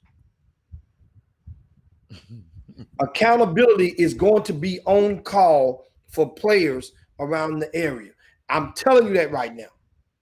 You know why? Because that's all we can ask for is accountability. We want you to go. You don't have to win every game. Yes, they do. You don't have to win every game. I'm talking about a player now. I'm talking about the players. Teams don't either. But you damn sure better not lose every game for teams. But you just said they got to whoop some tail. You got to whoop some tail. Understand, here's how this goes. So not all the time. You just got every now and then you got to whoop some tail. No, not now and then. You got the majority of your schedule. You're supposed to whoop against the teams that are very important matchups. Compatible talent, meaning that teams that have 3 or more Division I prospects. Wait a minute. I heard Keontae George had 30. He had 30. Let me see. They sent me his stats, y'all. Hold on. I got to read that to y'all. They sent me his stat. And they sent it 38 points, 10 rebounds, 1 assist, 3 steals, 1 block, 1 foul, 0 turnovers. Jimmy, he was playing against Division I talent. Who you asking me to say he? I'm talking about Keontae George. So Yes. check this out. Yes. Free throws, he didn't shoot but 55%, but his field goals was 63%. His three-pointers was 40%. And they showed me a video. He was guarding somebody. The guard, I don't know who it was, took the ball out of his hand, just took it from him, and went and dunked that thing. I said, wow, that kid has gotten that is not the same kid I saw last year. I love it when I see a new kid, then next year he gets better. I love that. I love that. So, Jimmy, I remember somebody sent me that. I'm glad you said something about that.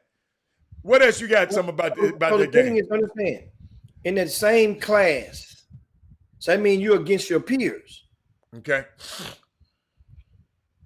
Premier Academy has a 7-footer named Doc, right? Muodar, Muodar. Okay. We currently have him on RCS Sports rank that's number 8 in the area.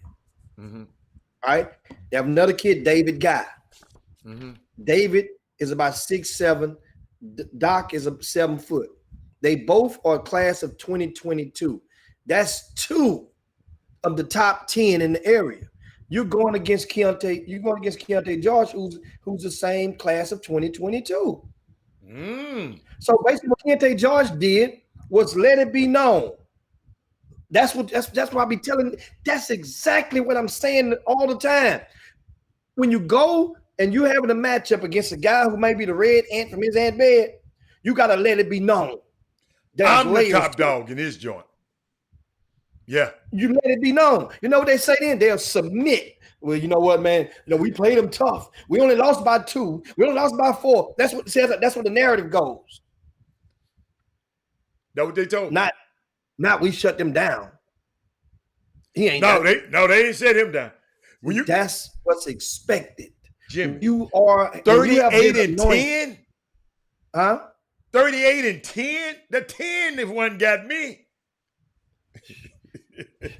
Hold on. They only scored 77. They were like they scored 100 and something points. Wow. They scored damn near half their points. Wow. Yeah. Well, not damn near. It was half their points. Yeah. Right there. 49.8%. Well, Jimmy, what's my favorite? What I said? When you ball, you get the call. He ball. I mean, yeah, and you know what? And it's not taking nothing away from Premier Nobody Academy. else, no. I didn't expect Premier Academy to go and beat iSchool out of Louisville. You didn't? On the road. No, I didn't expect them to beat them. Okay. You know why? The makeup of the team, even though they've had more time to work, to practice, that doesn't necessarily equate to the chemistry. You know, it doesn't, because certain people doesn't have the like IQ of basketball, or even in the same range. A lot of that may have go over the heads of some, but then that means if you're trying to go and get this established, you just got Will Young into the fold. Yeah. And Will Young just came into the fold, so that means now you've only been with them for less than a month. Right. And so that means now a guy that used to run the bring the ball, now I got to listen. That's like I got to trust you. Yeah. In order to get me to buy all the way in as a teammate. Right. I got to trust you. I don't know you yet. I'm just getting to know you. Right. Now the way you can gain my trust, go out there and make something happen. If you're supposed to be this. What do they play their home games? Premier Academy. That's a good question. That's a good question. I don't know. I don't know if they have a home facility. I think if I'm not understanding, they work out of maybe Fallbrook, but I'm not sure. Okay. Excuse me. You know, and it is a good thing. So once again, it's not leaning on them yet. No. Once again, I explain to you guys, if you're from Greater Houston and you're going and play games out of town or against out of town opponents, 2 things better happen. Either you better win or you better show up. You can't lose and not show up. If you don't win the game, then your star player had better show up. Because otherwise, that's the opportunity that you made to schedule the game for. for the man. We're gonna play this team. We're gonna play this team. We mentioned last week. And Will's mom just said he had a bad game. So if Will have a good game, they win that game. Will had a horrible game. But, I mean, understand something. Understand. Great point. Bad games will happen. Oh, of course. However, horrible games are not supposed to happen when it's a big game. Well, so Tom Brady had a horrible game last night, and he the greatest of them all. And guess what? Those are professionals. Those are pros. So professionals can have a horrible game? Listen, Tom Brady having one of the worst games of his career, having a horrible game. Understand? You know what that means? That means it invites any criticism that you imply or implore on Tom Brady's ass come Monday morning. That's what that does. Okay. It invites it. It should be embraced. Dallas Cowboys, when they lose, horrible. Every piece of criticism they get on Monday morning is invited and is justified. That's what I'm saying. But when people do that and they don't want to justify just criticism, they say, well, man, them just kids. I understand that. But these, if you want them to be, it's not going to get any easier. We want to pacify them. They're supposed to know the importance of what's at stake. See, remember the old days when you went and you played outside your city, representing your city? Put it like this. Even though most of those kids from Premier Academy aren't from Houston, Texas, okay, do you think the thought at any point of that game ever occurred to them, I'm playing for Houston, I'm representing H-Town? Do you really think that it went through their minds? That's a good point. I got to represent H-Town. Or I want to get this scholarship, or I want to get this, I want to get ranked higher. I want to win this game. I want to dunk on this dude. I want to alley on this fool. You see what I'm saying? So understand the core of it. When you go and you put it like this, Howard, you was there. What was that? What you saw when Duncanville came to town for the Super 16. Yes. Yeah. Understand, this is it's something that you have to, it's a seed that's planted and that's watered properly even before they even start the game, even before practice. When you plant certain seed, that seed of when you walk in, they are branding their Duncanville culture. They're coming in with that mindset. We Duncanville. We playing for Duncanville. D-Ville. What? Take it over to Houston. Bring it back down to H-Town. We just talked about Katy High School. Katy High School, when they go play people, they're representing Katy. You can tell it. If you walk through those stands, you can smell it. Just like North Shore. They represent North Shore. But Jamie, you lost me here. You saying that you can't have a horrible game, and I think you can. I've had you can. I said you can have a horrible game, but it invites, you got to be willing to stick your chest out because there's going to be some stuff that comes with it. It's going to be some criticisms, some critiqueness is going to be applied. But you said you can't have one. Of course, you're going to have Jimmy, let me tell you something. Think about what I just said. What I said, then, Howard, what I said is you can't lose a game and not show up. That's what I said. Okay. Then finishing the sentence, meaning that you're going to get the business. You're going to get the criticism. I mean, if you're playing this game, see, then a lot of people don't want you to say, don't talk about them kids, man. No. Guess what? Think about what I just came on this show and just gave you some stats. I'm talking about Keontae George, right? Mm-hmm. Did great, right? So now the only thing, but see me, I'm just a little different from you. I am not going to just harp on the bad performances, because guess what? I've had them too. I've hit 30 before, and I done turned that thing over 5-6 times, and they made us lose before. So And guess what? I mean, I didn't care because it wasn't as prevalent back then. But I understand what you say. If that's the way you want to handle it, but I just know it's possible. You can have a horrible game, and even in a big game, because you say there's no such thing as a bad game in a big game. It is. Because last night, and I gave you a perfect example. It's called. Hold on. Did Tom Brady choke last night? I can't say he choked because I ain't see the game. I saw the game. He choked. Everybody know it. And guess what? So he's Tom Brady. So the greatest quarterback of all time choked. Yes. So you hold up. You throwing a pass. Check this out, Jimmy. You throwing a pass that the defensive lineman tip a screen pass and somebody intercept that. That's a joke. Adam. No, that's a great thing about one defender. He had 3 of them. What about the pass you threw and nobody was in 10 yards of the pass twice? And what about those? You choked. That don't mean choke. That just you threw an interception. Yeah, Russell Wilson. Russell Wilson choked last night. It all goes into it. Russell Wilson choked last night. Then right? It all goes into the equation. Did Russell Wilson play a horrible game? No, he didn't had 4 choke. turnovers.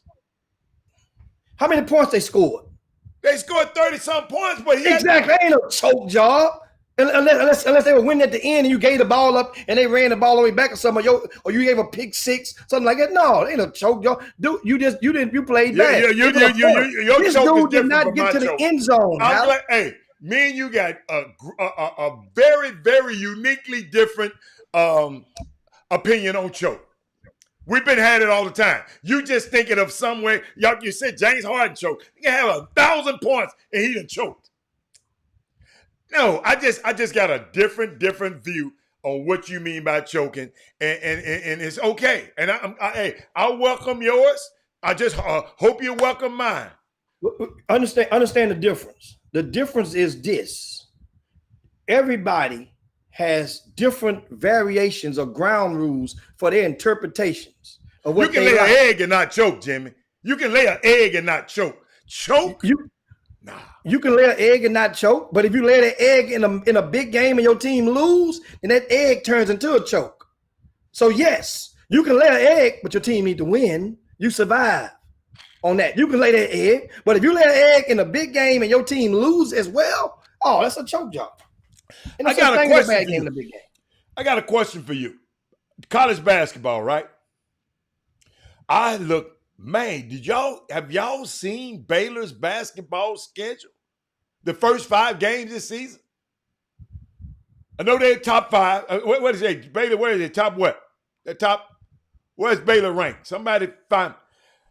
They first 5 games of the season, y'all, is November the 25th. Number 4, they're going against Arizona State. Then November the 26th, they're going against Villanova, who's number 2. November 29th, they're going against Seton Hall. Hold up, number 30. December the 2nd, they're going against Illinois, number 8. And December the 5th, they're going against Gonzaga is number 1 in some polls. Wow. Scott Drew ain't playing. Hell no, LJ ain't red shirt. Somebody said LJ red shot. Hell no. You better call Scott Drew and ask him. I'm just sitting there. Jimmy, I haven't seen this in a long time. It might be normal to you, but when I saw that, I said, unbelievable that this man said, okay, I want all. This is what you talking about, want all the smoke. Unbelievable. Well, I mean, the thing about Baylor side to these type of games now, because you can seek those out. Some were already on the schedule from last year, home and home, and then some they've added this year. But they know they had the personnel. They had the personnel and then some to go and manifest. Now I do remember, don't get it twisted, it's a far cry from yesteryear when when the early years of Scott Drew coming into that position, when I knew on purpose, because Tang was on the staff, how they would schedule games against an abundance of SWAC teams, an abundance of lower level teams where they can go and rack up, try to get 20 wins by any means necessary. That was the objective, or one of the objectives. By any means necessary, get the close weekend of 20 wins. Because you do so, then guess what? When it come down to it, people are going to grade you based on your wins and losses and that stuff. And they did. Then it became the beating University of Texas. Beating Rick Barnes. That's what it came for Scott Drew. They didn't care about nobody beat Rick Barnes, which they managed to start doing over the years. Then it become we beat Rick Barnes. Now let's go on. We got bigger fish to fry. You know, let's beat Kansas. Yeah. That's how it amassed to now. Yeah. Then it comes down to a game where now Baylor and Kansas. At one time it was Kansas State had a good run a couple of years back. Hey Jimmy, do you know about the big white kid at Iowa? You mean Iowa State? Iowa State, bad dude, one of the best in the country, big guy. They got 6'11", 6'11", the 6'11" dude. Yeah. He was on the Wooden Watch Award. I said, I haven't seen him play. They say he the truth. No, but they was asking about, that what brought that up was somebody asked his LJ red shirt, and I said, nah. No, that's not. I mean, we've had obviously that person missed the episode. We had Alvin Brooks III on the Chop Shop last month, and we asked that question to him. Said, no, that's not the plan at all. Not for this one. It's not the plan at all. Dude, understand. Garza, thank you. That is Garza. Bad dude. The role and the opportunity will present itself for LJ. However, none of us know exactly what is being required of him to do when he gets on the court. What you may want him to do when he get on the court may not be what the head coach is requiring him to do. And that's going to determine the magnitude of for which he fulfills that requirement will dictate his future minutes per game. Jimmy, I love Todd Holmes.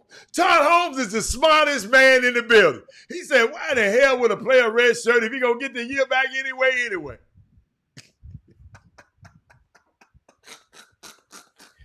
No, red shirting is not up to the player.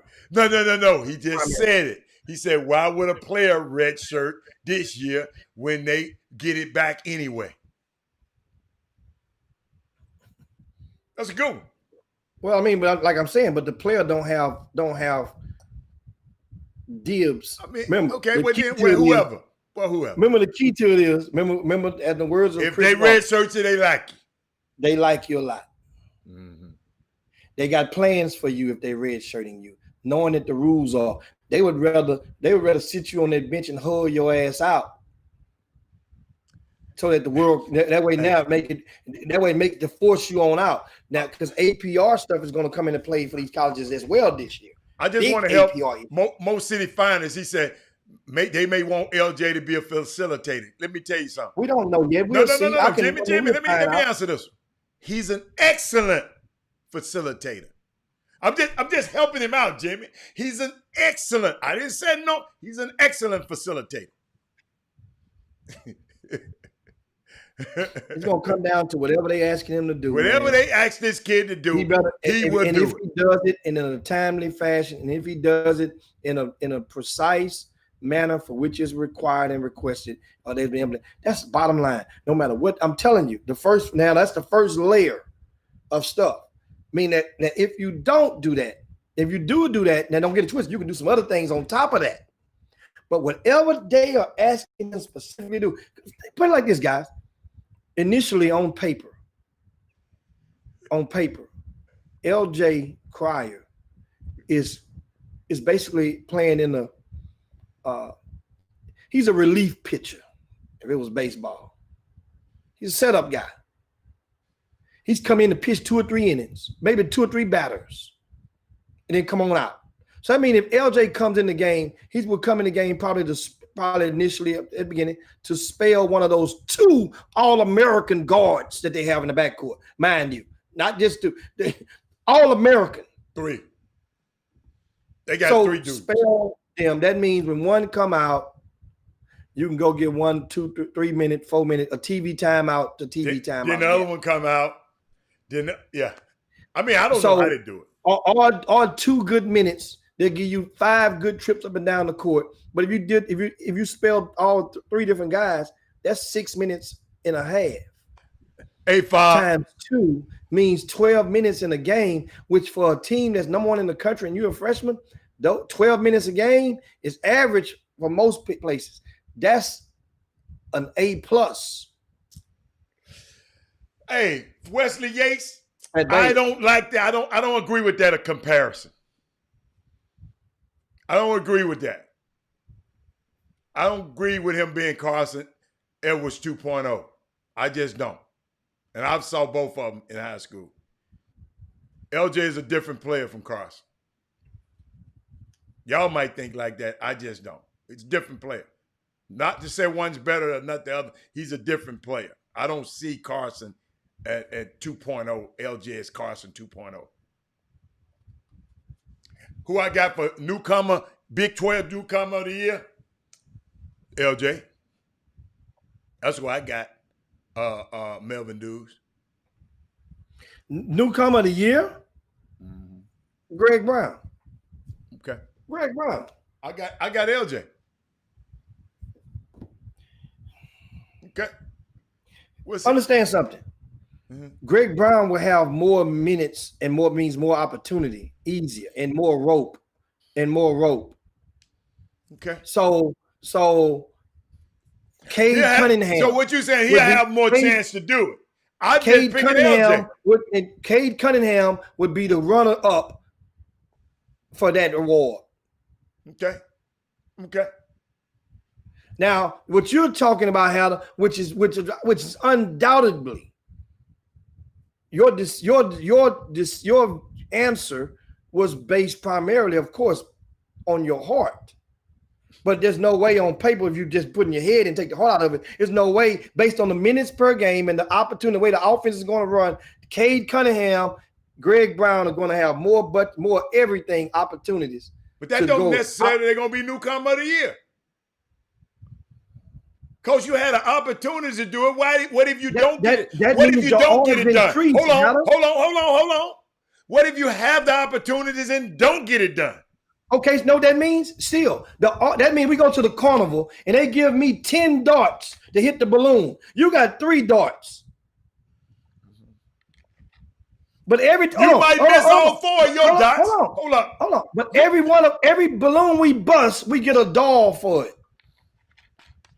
That means the odds are in my favor to get more dolls. That means no matter what the hell you do, you can get the 3 dolls. You got your pick. I got mine. He asked me my question. I'm not going against my dude. No, I'm going with mine.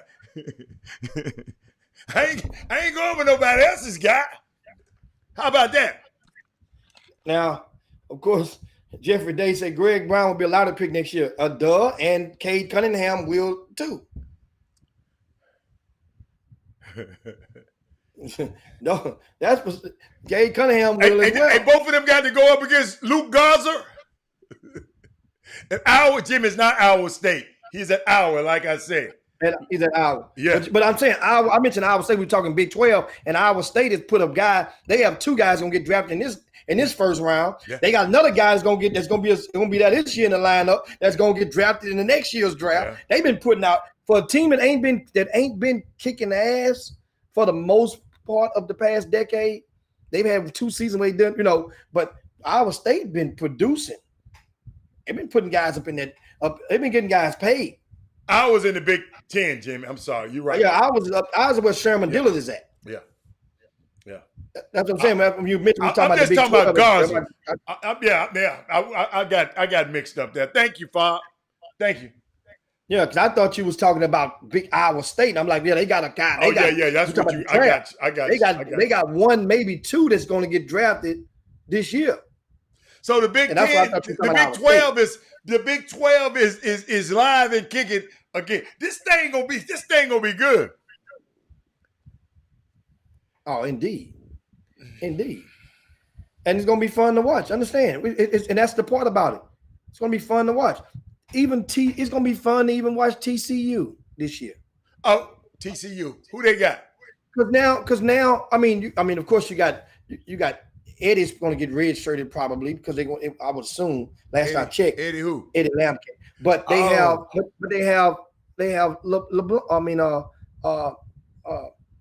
What's his name? Kincaid. Jayla D. Oh, Jay. Yeah. And also they have the big fella that played in the middle. Yeah. That played from Houston. So Bailey's kid. Yes, he got a chance this year. Okay. He got a chance. He got a chance to really. People understand the college, the NBA people know about him. Guess what? They know about him. But he got a chance to move himself up. And hey, I look at a draft board this morning. That kid from TCU, that strong light-skinned guard, they got him on the board for bottom first round. Somebody been telling me about this kid the whole time. But let me tell you something. I watched him play in person about three times. Hey. You know what? And he's solid. But they got him. They got him up in there. Which draft board you were looking at? This morning I looked at two of them. One of them was a ESPN, and one of them was somebody made a top 70. Yeah, Bang. Yeah, they like him, Jimmy. They like Bang. They were telling me about Bang. They love Bang, boss. Bang, a good strong. You know what though? Every time I saw TCU play, Bang was solid, man. Every time I saw him play, guys bounce off of him. He reminded me of the guard. He reminded me of the boy that played at Tennessee. That played with the Boston Celtics now a little bit. Bang, Hey, and guess what, Jimmy? He talking about Jalen Harris.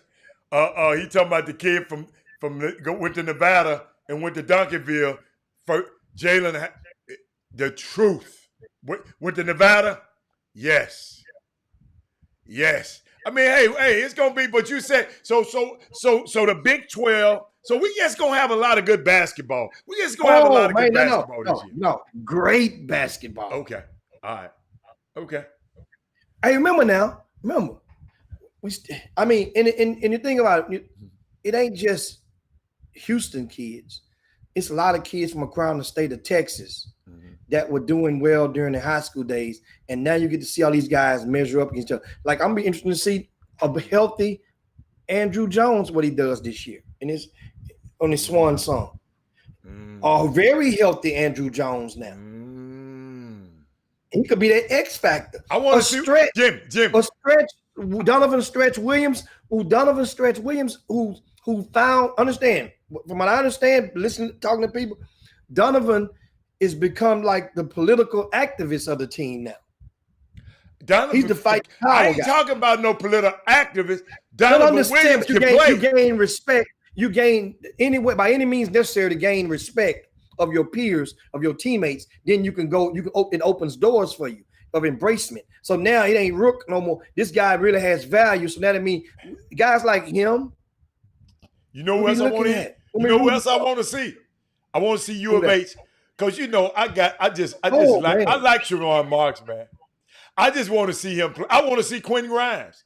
I mean, I am excited. I'm not excited about going, but I am excited about watching college basketball this year. I got to watch my alma mater. I got to watch Penny and his guys. He done reloaded. So it's a unique situation, man. Everybody can stay healthy, and U of H. I'm just interested because they hadn't been saying much. They be over there in a lab not saying nothing. And then they come out and he just throw a bone out there and says, sick them. And they just go at you, man. So that's the one thing I love about U of H. But yeah, Jimmy, I mean, what else? I think that's it. Yeah, today. Man. I mean, we just throwing, I mean, and it's, understand, this just something, and you know what? Now you have like Texas A&M is in the play, the SEC. I'm rooting for Xavier Wheeler. Oh, I'm always rooting for Georgia. Yeah. Rooting for Xavier Wheeler. Xavier Wheeler, guess what? Xavier got it done as a freshman. Fabian Checking White on out him to see again. they Wait a get minute, things done. Fabian White out? Oh, he got hurt this summer. Fabian White, yeah, he got hurt. Remember, he got hurt That's right. at the end. So but guess what? Fabian be back the following year. Any ticket news? Oh, that's something else. What's the name of your event, Jimmy? What's the name of your Hoops Giving? It's called Hoops Giving. Oh, and you asked about tickets. Yeah. Well, I have a phone call at about 3:15 Central Time with this ticket online ticket people to try to satisfy the opportunity of possibly doing the online tickets for you guys for the Hoops Giving Classic. That's going to be Wednesday, November the 25th. It's a day of hoops, and what we do is there's going to be the games are spaced out 2 hours and 30 minutes apart in each of the two different gyms, and they're at Houston Christian High School, which is located in West Houston, right off the Beltway and I-10, right off that in the shadows of that intersection. We're going to the schedule is on rcssports.com. We put it in the VIP news the other day, but I sent it to you, Hatter. Yeah, I got it. And 10 o'clock in the morning on court 1, the 10 o'clock game is Westbury Christian and Jack Yates. The 12:30 game on court 1 is Concordia Lutheran and Premier Academy. The 3 o'clock game on court 1 is Houston Christian and the Woodlands Christian. Now, meanwhile, on Gym 2, Sharpstown and Goose Creek Memorial will open the day up. 2 public schools. So the way the rule goes, a lot of the public schools, like I spoke with the athletic director from HISD. He says his teams can play in it as long as they play the first game in their respective court. That was their prerequisite of HISD. So I satisfied that. That means Yates will play Westbury Christian on one gym, the first game. Sharpstown, which is HISD product, will play Goose Creek Memorial in the first game of Gym 2. That game will be followed at 2 o'clock, St. Thomas Catholic versus St. Thomas Episcopal. And then we have Legacy, the School of Sports Science, will play at 4:30 against Fort Worth O.D. Wyatt. That O.D. Wyatt team beat Hightower on the Friday after Thanksgiving a year ago up in Dallas, and they bring back the bulk of their team, and they are going to come down, and their athletic director gave them permission to play as long as they were 2 hours away from the previous game scheduled.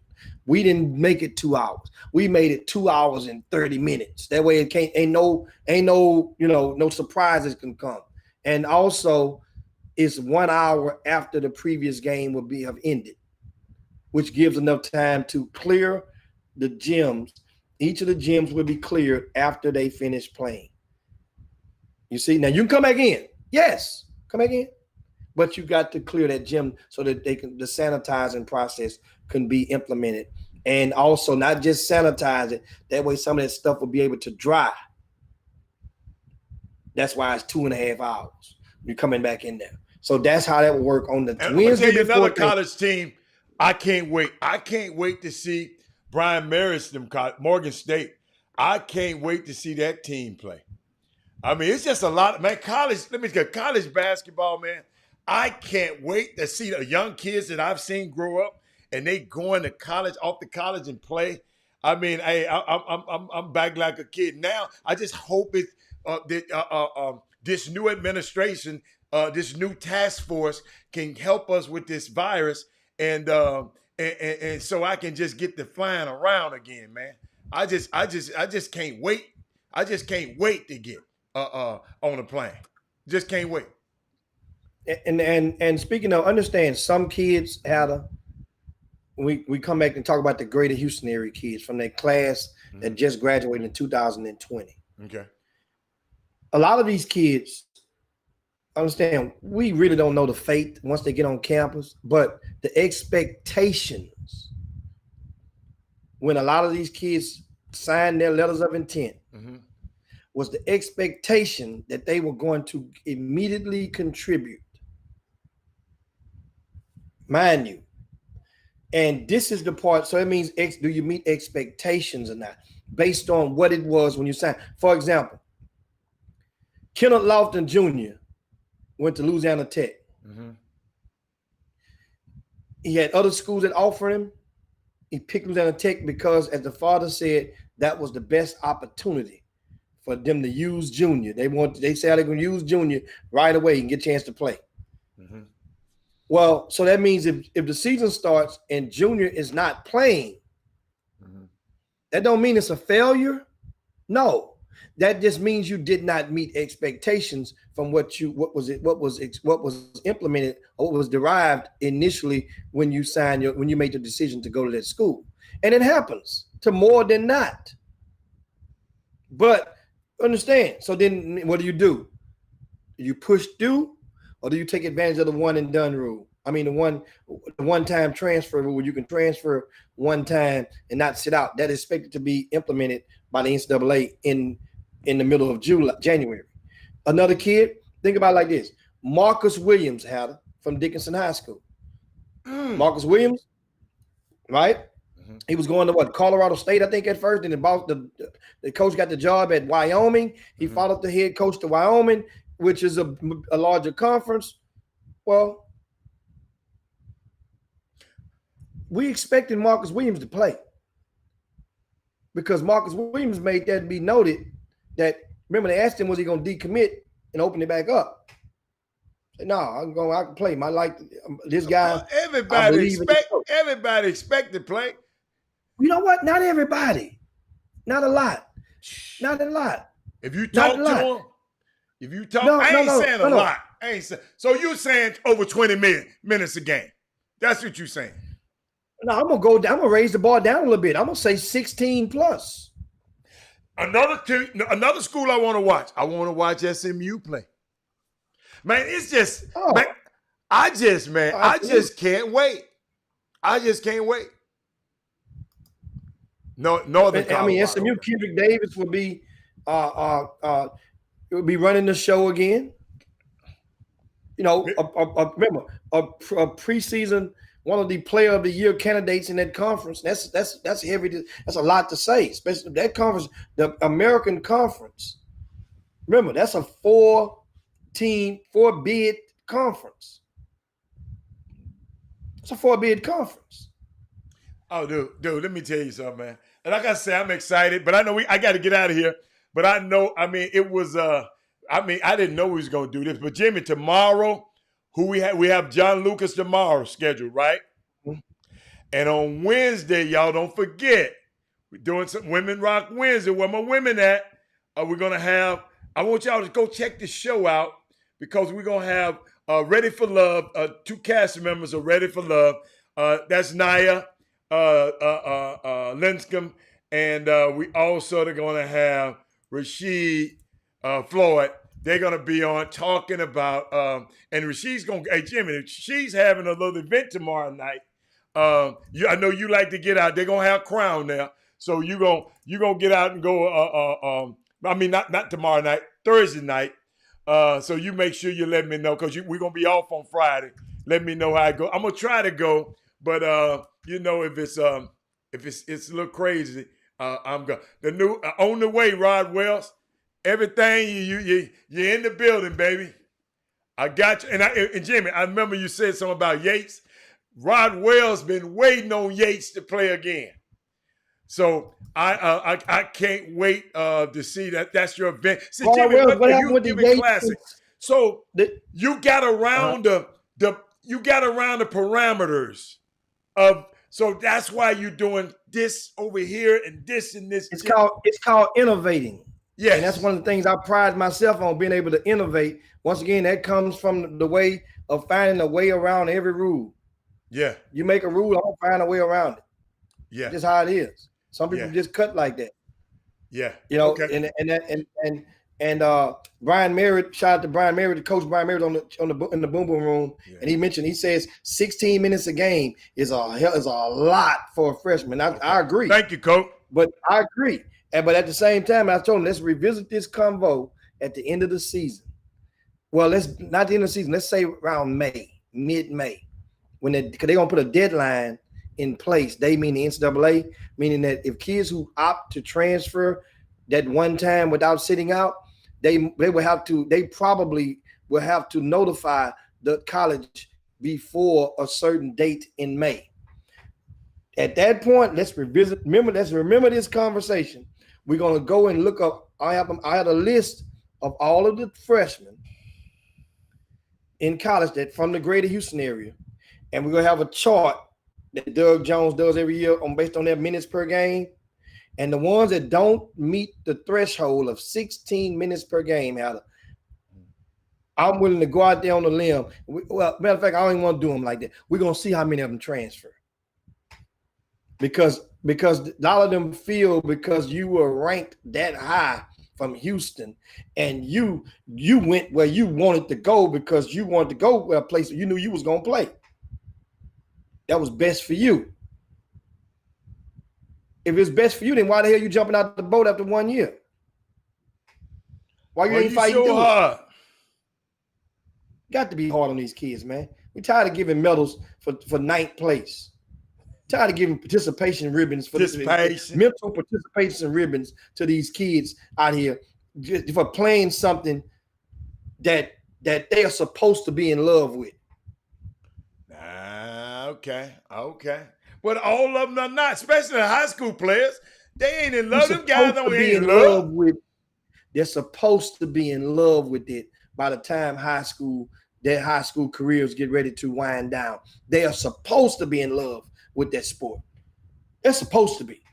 If nothing else, you in love with what that sport is doing for your mama and your daddy by saving them thousands upon thousands of dollars of college costs by you playing it very above average to very well. You should be in love with the thought of that.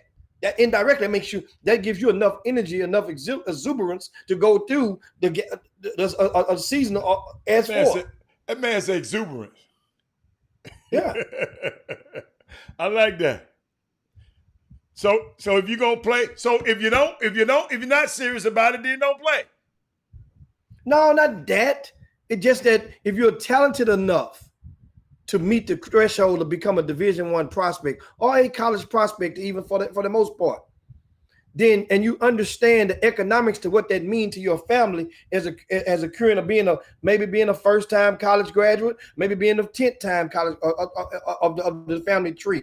But what that means and what that could mean for finishing college with no debt, no student debt, loan debt. But everybody ain't gonna do Jimmy. It ain't but 28 of them gonna go to Division I, and then per year. So that's just 28 of them. So then we go down. So we'll go. So Jimmy, I mean, I know it's still a long shot, but I keep trying to say, let's forget that. I'd rather them go get their lesson and get a free education and but not have to. I know, but Hatter, we're not talking about those guys right now. In this bubble, everybody's not good enough to play college basketball. Jimmy, you got some guys on on high school basketball teams ain't thinking about playing on college past high school. I'm not talking about them. They're not even in this equation. Okay. They sitting this one out. I'm talking about a guy who was ranked. If you're ranked in the top 25 of Greater Houston and you're in the 12th grade, that's the guy I'm talking about. Okay. If you're ranked in the top 15 in Greater Houston, that means the top 15. That means you probably had more than one Division I offer. I'm with that. Probably. So that means now you were blessed with the opportunity to pick your destination where you want to dribble a basketball. I'm with that. I got it. In the rim. You know what? So if that be the case, for those who had in that threshold, that means the magna cum laude of the prospect. So you saying those guys? Yes. I'm holding them guys accountable. Yes. Okay, I got you. I got you. Yeah. And I respect that because those are guys that you giving most of the ink, or the guys who've been through this thing. They got to know, hey man, to whom much is given, much is required. If I put you on the front of that damn magazine, it's shit required of you. I understand that. See, I don't have that. I don't think like that. But you supposed to think like that. You the one putting in all that time and that energy to make it happen. So I understand that. I got it. I got it. And understand. And then your grassroots coach or your person of influence is giving me the shits about how you so underranked and about how so many of them guys you better than and how so good you were during that process. I keep score on that stuff. So that means now you ain't the kid no more. You ain't college, you grown man. Hello. So now I'm gonna revisit those conversations. Okay. I'm saying, yo. Then you remember telling me, you told me this about, man, man, I just wanted to fire him up, man. I don't know what's wrong with it, man. He don't want to play. And they start giving. Then you know what it is like? It's like going back to the used car salesman and talking to them about a vehicle you bought. And y'all, and they're confessing years down the line of everything, man. You know what, man? Or the car, not the car you bought, the car that they wanted you to buy, that you almost bought. And they'll tell you, man, I'm glad you didn't get that car, man. You know what? That car was, man, the manifold was leaking, this oil was leaking down it, radiator fluid. Man, I'm glad, man. As soon as you didn't get that next car, they had to bring it back, and they tell you the story. So it's like, wait a minute, you would try to sell me that shit. Jimmy, I love Brian Merritt. Brian Merritt said something we can end the show with. He said they will all wind up with where they supposed to be at the end of the day. All of them gonna wind up where they supposed to be at the end of the day. Oh my goodness. Hey, we can end with that, Jimmy. This is the longest show ever. Ever.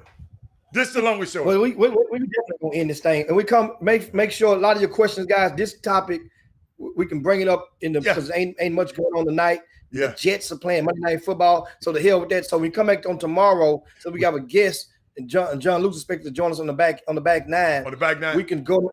We'll get off in this conversation. Yeah, we'll do some more. Yeah, early on in the first. So that question that you asked about the magazine ever had a bus player, I won't answer it right now, Michael Jordan, but I will answer. Ask that same question tomorrow at about 20 minutes past the hour tomorrow. All right, that same question. I like that. And Herb D, you mentioned right that topic. There's a number of different variables that can go into each season. The situation change. Guess what? That's true. We'll talk about that tomorrow as well. Yeah, we definitely talk about that tomorrow. We know that at the end of the day, and even you, Herb.